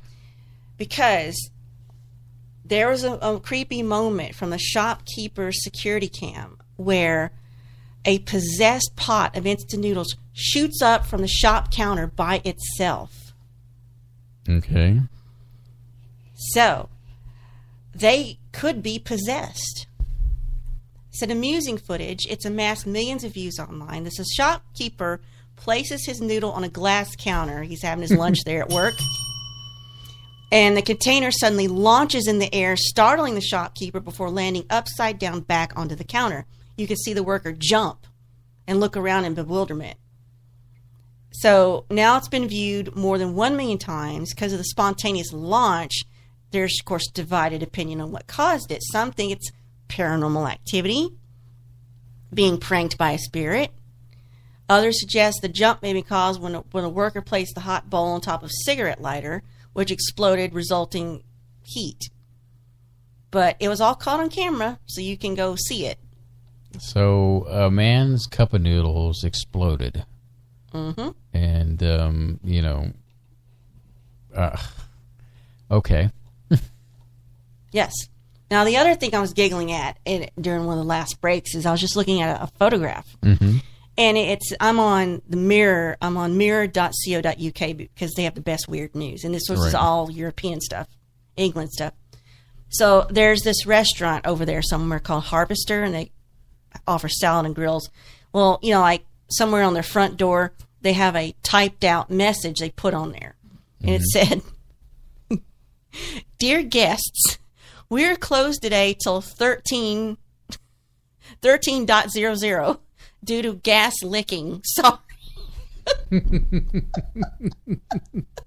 Harvester restaurant claims it's closed due to a gas leak, but something's not quite right with their sign. So they have a gas leaking there, so be careful. Well, Americans are not any better. No, we're not. We don't have any room to stand. Some of the signs I've seen on our end, it's like, some pretty unknowledgeable folks on our end of the pond. Well, now we're on that still on that side of the pond. Plastic tunnel at a supermarket has become the town's highest rated attraction on TripAdvisor. People are traveling far and wide to visit a long plastic tunnel in Bude, which has become one of the town's top-rated attractions. And this is, looking at it, it's just maybe a 6-foot high plastic tunnel on the side of Sainsbury's, which is one of their grocery stores. And one side of it has the shopping carts. It's just to keep them out of the rain. Mm-hmm. And the other side is a pedestrian tunnel just to go from one side of an area to another. So if you're looking for an up-and-coming place to visit for your next holiday, you go to this seaside resort town north of Cornwall. And it's home to several attractions, including this tunnel. Well, it's currently ranked as the town's top attraction on TripAdvisor, which makes me wonder, must not be a whole lot of other stuff going on in this town. The tunnel is said to be a sight to behold. One reviewer said it's a modern Taj Mahal. Others comparing it to the Sistine Chapel and the ruins of Pompeii. I love it when people do this. Just fun, harmless, nobody gets hurt fun. Yeah. It's made from plastic. The tunnel is nothing more than an undercover walkway for Sainsbury's customers to use in bad weather. It's a 70-meter-long tunnel, stretches from Sainsbury's car parking lot to Crooklets Road. And there's 170 tongue-in-cheek reviews for this tunnel shared on TripAdvisor's website. People are taking selfies inside it. And TripAdvisor description reads, the only tunnel that Bude has to offer is open to the public free of charge. Walk from the Sainsbury's car park to Crooklets Road completely undercover, protected from the elements, whilst maintaining your view to the spectacular surroundings. Did I mention it's clear plastic? So you can see out of it undisturbed. It's 36 metal arches, continuous straight line. All ages are welcome. It even has its own Facebook page with 300 members. I think I'm going to have to go check it out. People have praised the tunnel for its engineering excellence and magnificent views through the Perspex roof. 5-star review one person gave it. If you're visiting and the weather is inclement, when this attraction is well worth a visit. Panoramic views, arch windows, ample space for even the largest of families. Car park serves the south side, so you can go in from the tunnel to car less than 30 seconds. Lots of humor for everyone. This is a longer article than it needs to be. 5 stars. It was incredible. Can't believe it's taken us so long to find the tunnel. It's incredible. I visited it twice. My wife and I are flummoxed. Wonder why the site is not listed on the World Heritage site. One other reviewer commented, this is not an attraction. To be honest, I thought this was part of the supermarket and not a tourist attraction. I suppose we'll be back if I ever need to go here again. Some people don't get the joke, right? Right. But there you go. I love it when stuff like this happens. I just think it's great. Like when you see crazy Amazon reviews or eBay reviews.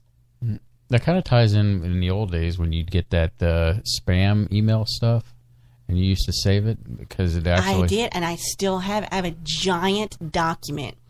That's back when, I guess there was a period of time where spammers found a way to get around spam filters by adding random words to the bottom of an email. Mm-hmm. And that fascinated me. It was just, the collection of words together was so interesting. I wouldn't copy paste the email. I would just copy paste the words, and I started a Word document. I'd just start pasting them into the Word document. And I forgot, and it was like 12 pages, and I found it last weekend. And I found 2 more TXT files, so I started combining them.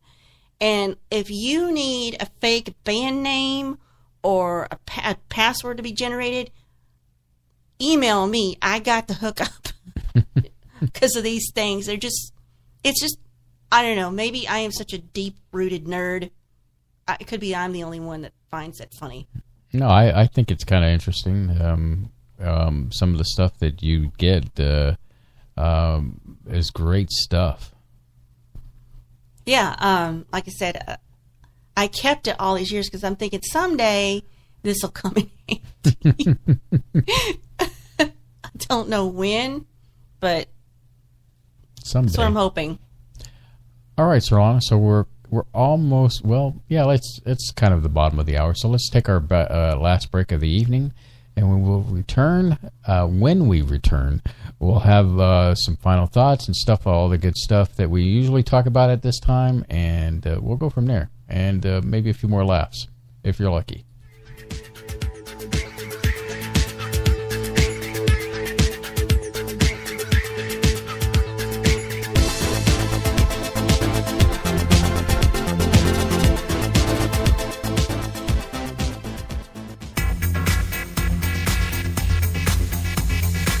You are listening to Spaceboy Universe on the SBU network. Explore the universe with Spaceboy and Surlana.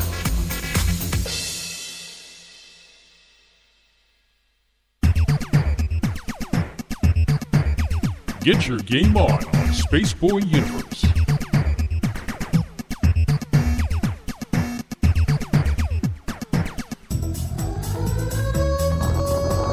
Level up with Spaceboy Universe.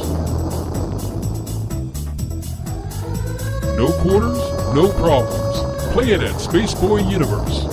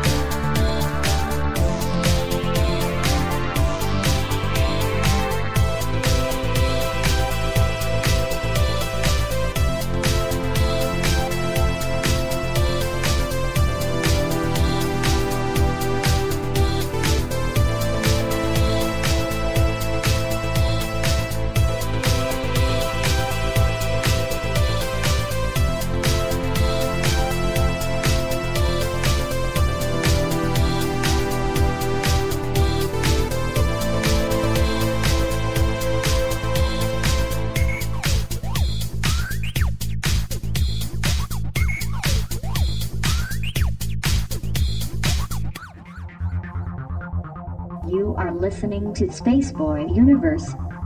Here are your hosts, Spaceboy and Surlana. All right, we're back. And every time I see Bev post anything about Dino, I always get confused. So Dino is her wiener dog. And you just have this blank face over there. Are you okay, Solana? Mm-hmm. Am I going to have to wheelchair you to the eatery after this? No. Okay. Did you find something to talk about? No. Oh, come on, Sorry. Solana. You know, well, I have this argument with you every time. You know, do you have banter? Do you have banter? Do you have this? I had the banter. He did it. Okay. Well, we've got a few more minutes to go, Solana. Okay. Well, how about this? Do you care about the Predator movie?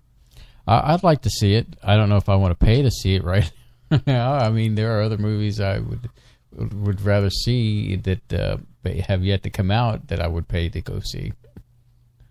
Okay, well, but that kills that conversation. No, well, go on, bring up Predator. No, you brought up, hey, before I want to see it whenever you buy it online. You brought up the fact that you said something about it's still in the same Alien. Yeah, it is. It says Alien versus Predator. It assumes it's part of canon. Okay.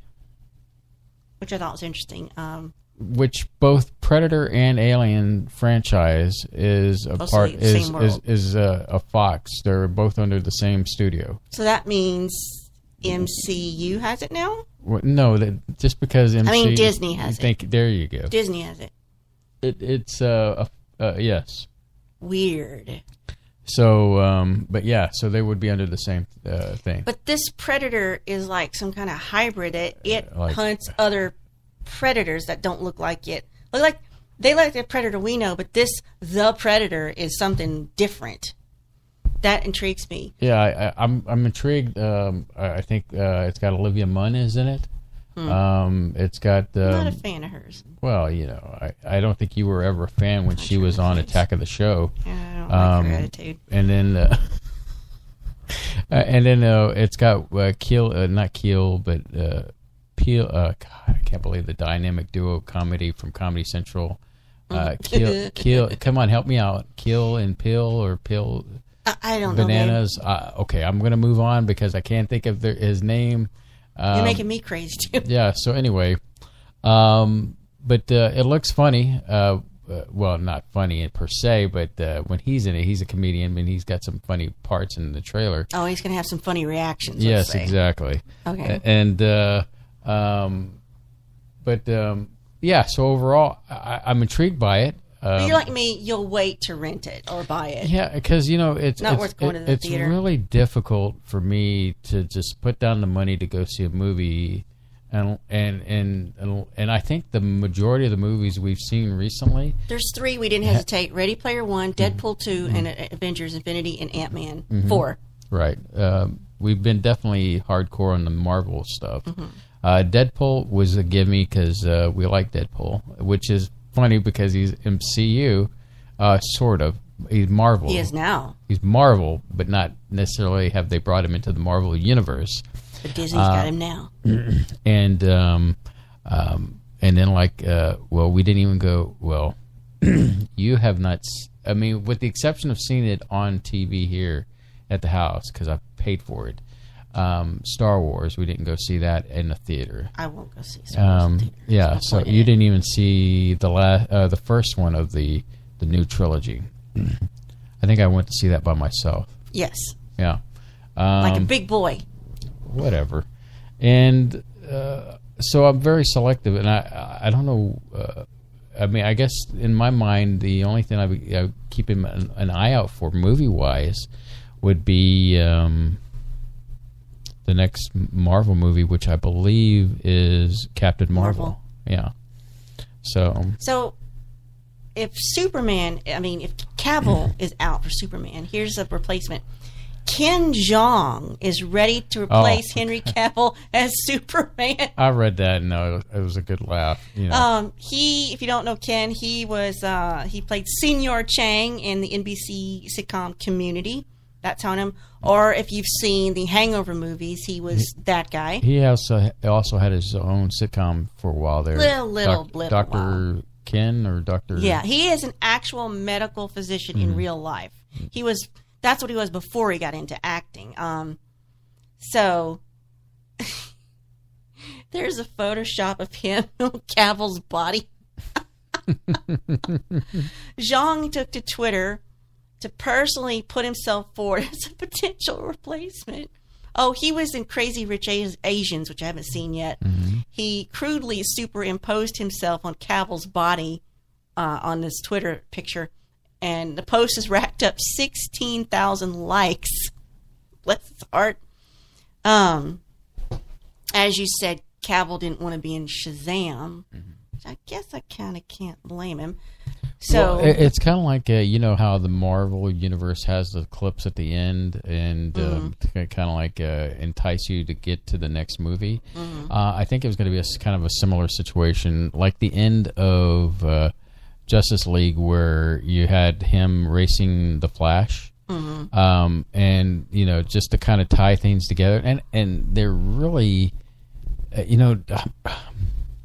I've said it before, how DC has really kind of dropped the ball. Yeah, they've dropped the ball when it's come to their universe. And then the subscription service that they're building, the DC subscription, I'm not paying for that. You know, it just after I saw the Robin thing, he's kind of trying to choose my words nicely here. He's a pain in the tuchus, and says some nasty things about Batman, and so I don't know. I'm just turned off. And then the Teen Titans live thing, I'm not thrilled about. So you know, but once again, you flip the script and you go to Disney's Marvel stuff, and it's like, wow, this is awesomeness. You know, this is great. You know. I'm enjoying every minute of it.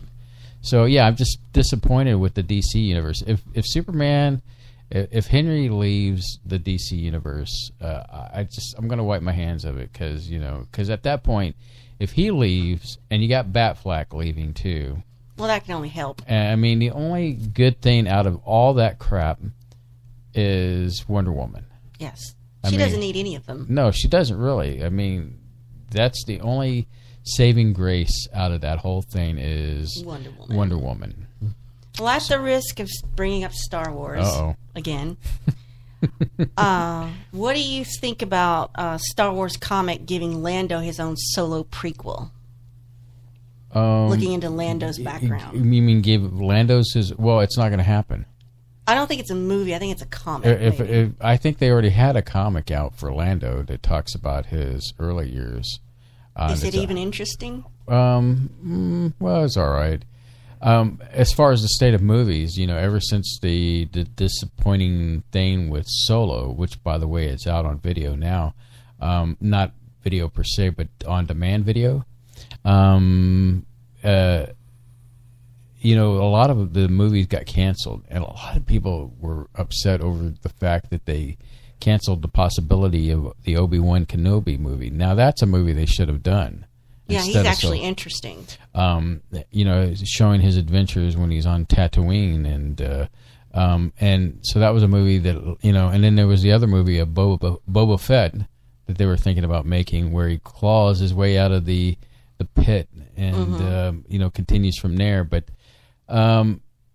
you know, and I say at the end of this month, on the 29th, is the day that Disney, you know, starts to restructure things for definitely is going to be some restructuring for Disney's Lucasfilms, and so, and I've said I did a video on where Rian Johnson is a buffoon and a bully, and you should check that out on YouTube, and I talk about how if she is going out, meaning Kathleen Kennedy, then sure enough, Rian Johnson is going to be going out. And I say, don't let the door hit you in the tuchus. And I hope it hits them real hard, to be honest with you, and catapults them into another dimension. But Yeah, so it's going to be fun when we do our anniversary thing, when we find that news out. Oh, yeah, I'm sure. Much celebrating in the streets, I'm sure. Oh, yeah. Tape parades. Yeah. I will say this with the if you're a big fan of the Clone Wars, they're bringing that back. And that's going to be a part of the Disney streaming service is with these new episodes. I am looking forward to that. They kind of canceled the Clone Wars a little early. In fact, Netflix did a final season to kind of wrap things up, which was great because I got to finish that, and then not too soon after that, then they came out with Rebels, and that was a pretty good show, especially towards the end. Kind of left it at a cliffhanger, but with things moving on with Star Wars. There's some elements that are going to be pretty cool. Now, the new Star Wars movie, Episode 10, Episode 9, sorry, I'm getting ahead of myself, won't be out until next year of 2019, I think towards Christmas maybe. And, but between, so it seems like it's going to be like a long time away from now, which it practically is.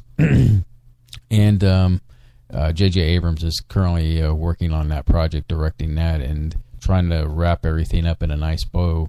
No thanks to Rian Johnson. And, I'm bitter and angry at that guy. So, anyway. Did you know that Westworld is casting Aaron Paul as a series regular? Yes, I saw that, and I thought, interesting. I wonder how he's going to play into this. You have not seen the last season of Westworld. I'm thinking I might do it. Is it all out now? Mm-hmm. Okay, because I wanted to be able to plow through it. So. Yeah, I understand where you're coming from. It's kind of aggravating when you live in a world where binging is kind of the thing to do with TV shows. Binge it and get it over with. Because I watched the first one because everyone's like, "Oh, Westworld." I'm like, "Okay, what's this all about?" I'm like, "Oh, that is interesting." Yeah, this last season was quite interesting, and you haven't seen Westworld season 2. They get a chance to go into Samurai World and interact with the people on that particular world. So interesting. Mm-hmm. I saw some of the trailer previews with those. Is it buffalo? Oh yeah, they're like half torn up, and right. You see the inner workings. I'm like, oh, that's cool.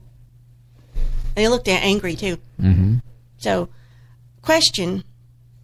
Black Bear. So we had the Avengers, and we had the Avengers Age of Ultron, mm-hmm. and there's a third one, or what was the second one? I'm trying to wrap your head around. Yeah, what did we see? Infinity Wars, was that 3?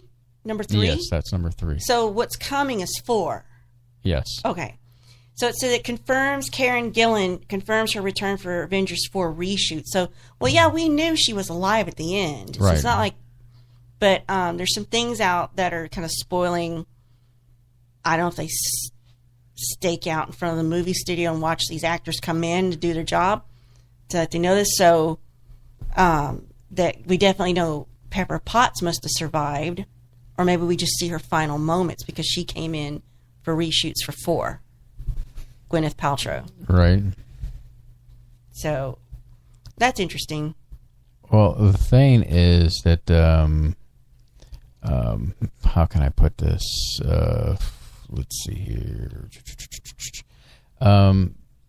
Okay, this is the point where I'm going to say spoilers.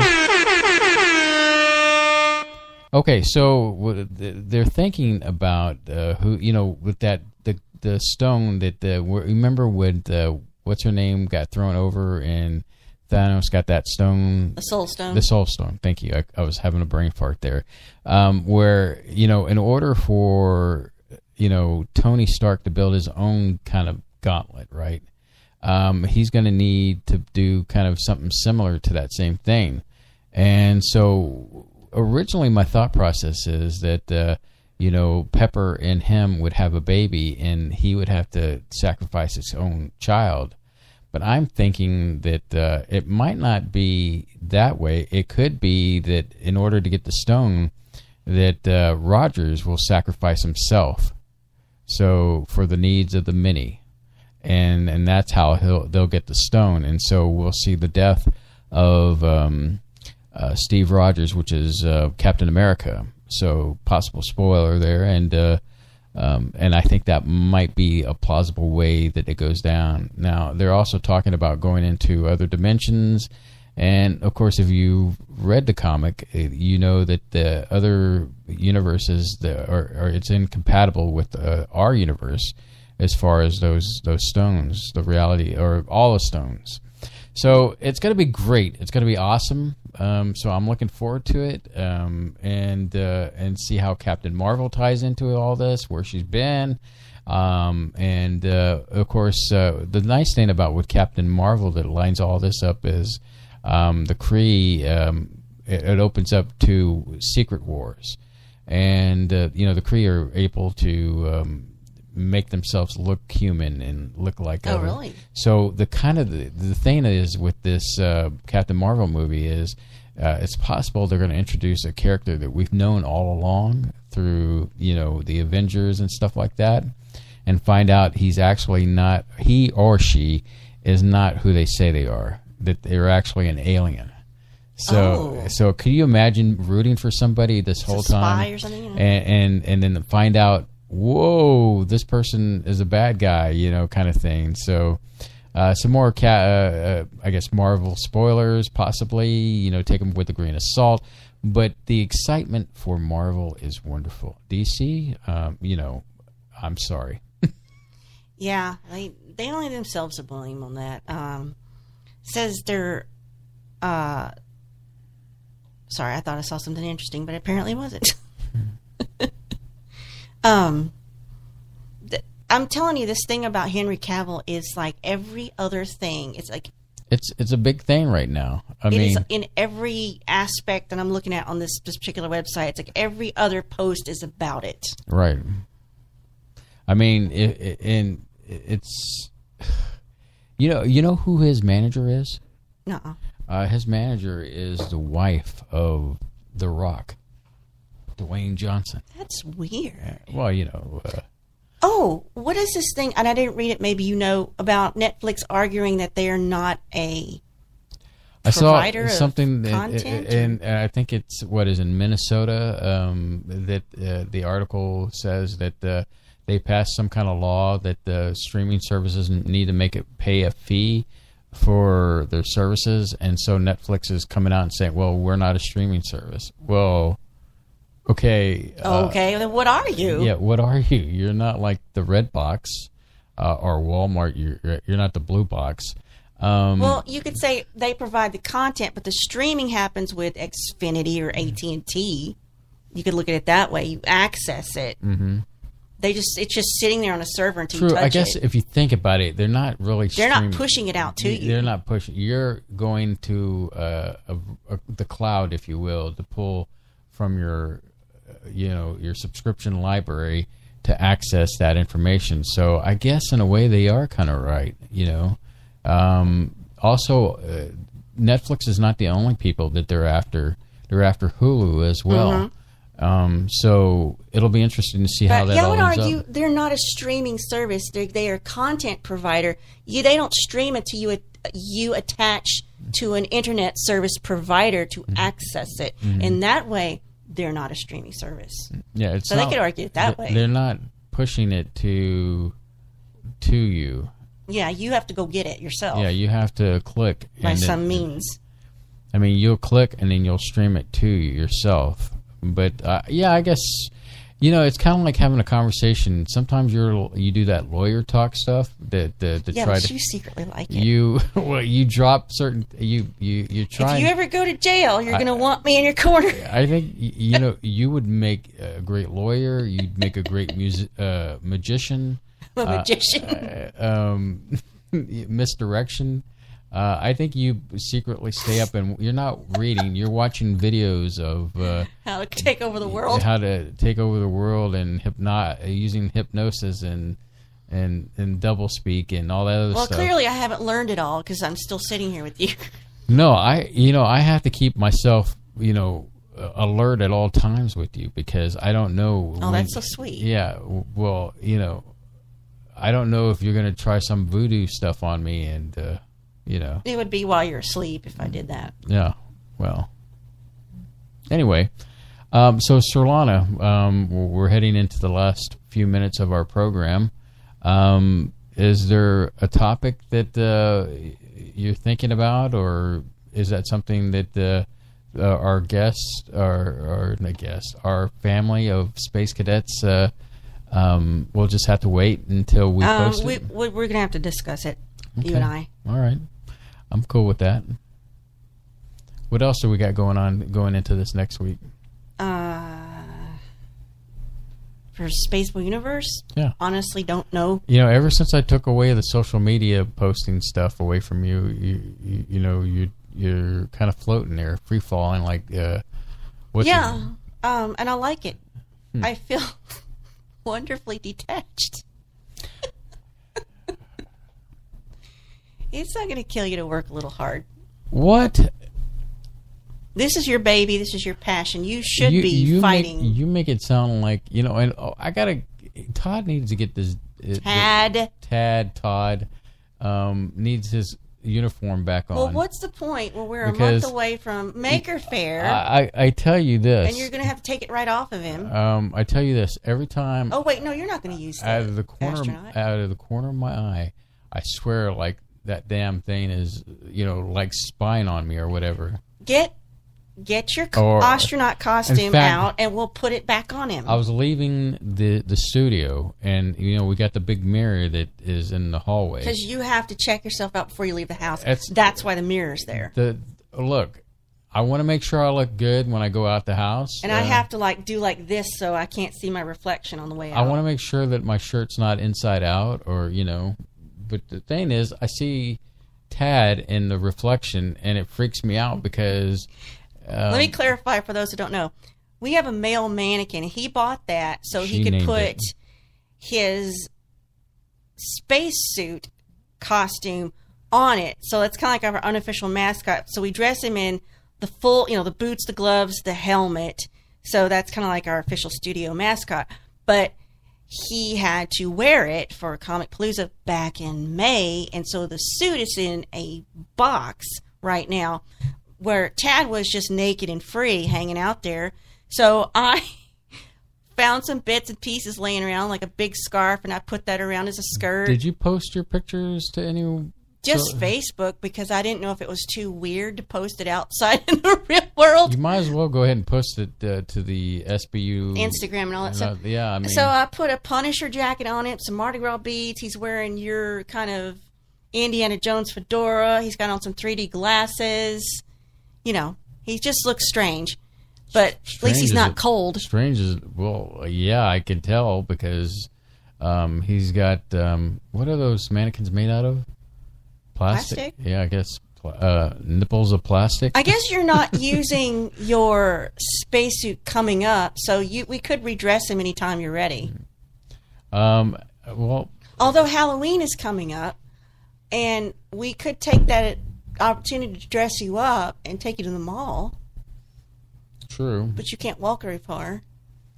I just want to go through a drive-thru where you're driving in that outfit and let you order something. Maybe we could do it Halloween night. I would love walk into Jack in the Box wearing that on Halloween night. Why not? We don't do fun stuff like that anymore. Oh, yeah, so here old. It comes. Well, you know, you spend most. We're talking about the chimp mask that you also wore with the astronaut outfit at Comic Palooza, and you bought the chimp hairy hands. And we're talking about how you've gotten so much mileage out of that. That sounded so provocative. Chimp hairy hands. Is that that should It sounds be like a name. Tad Chimp Hairy Hands. Colonel Chimp Hairy Hands is here. God, you've done it. There you go. Oh, God. Here we go. The hysterical hour is back. But I was telling him earlier, anytime he puts on that chimp mask, which is, for the money, a very good quality mask just off of Amazon, But every time he puts that on with this astronaut outfit, I just want to hug him because he's so precious and cute, and I play with its hair, and I arrange it, and it's like I hug him more than I do normally.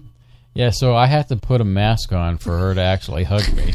Or injure yourself for me to laugh at you.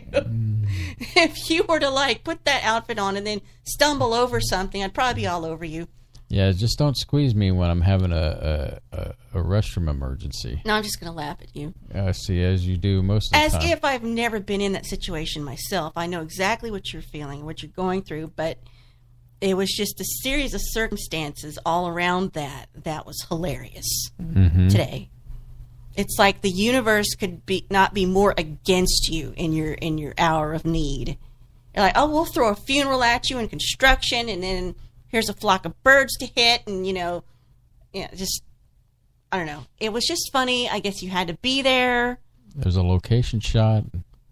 You just have to come live with us and see the funny stuff that you don't get to see or hear on the show.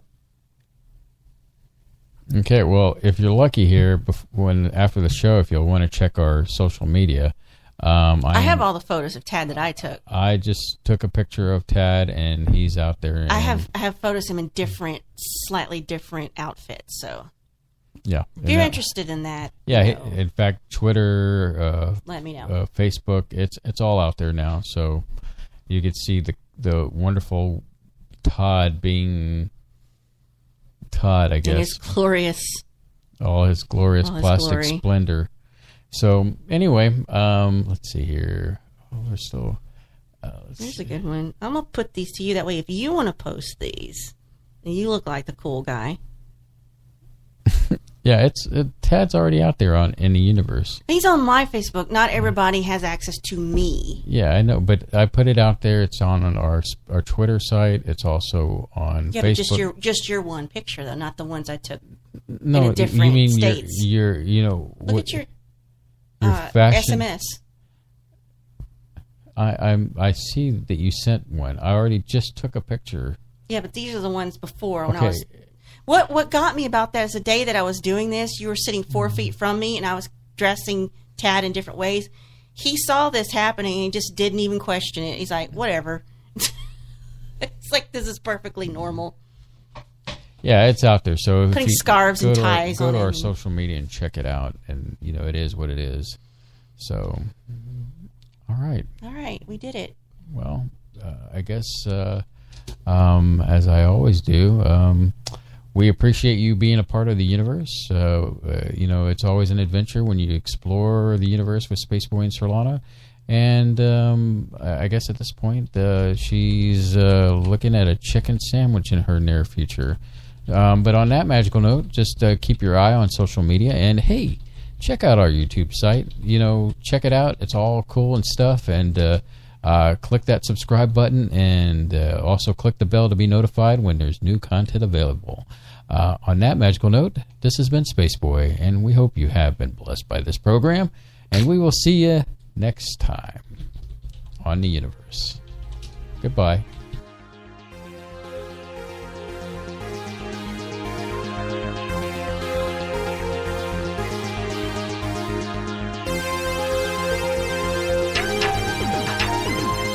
Spaceboy Universe is hosted by Spaceboy and Surlana.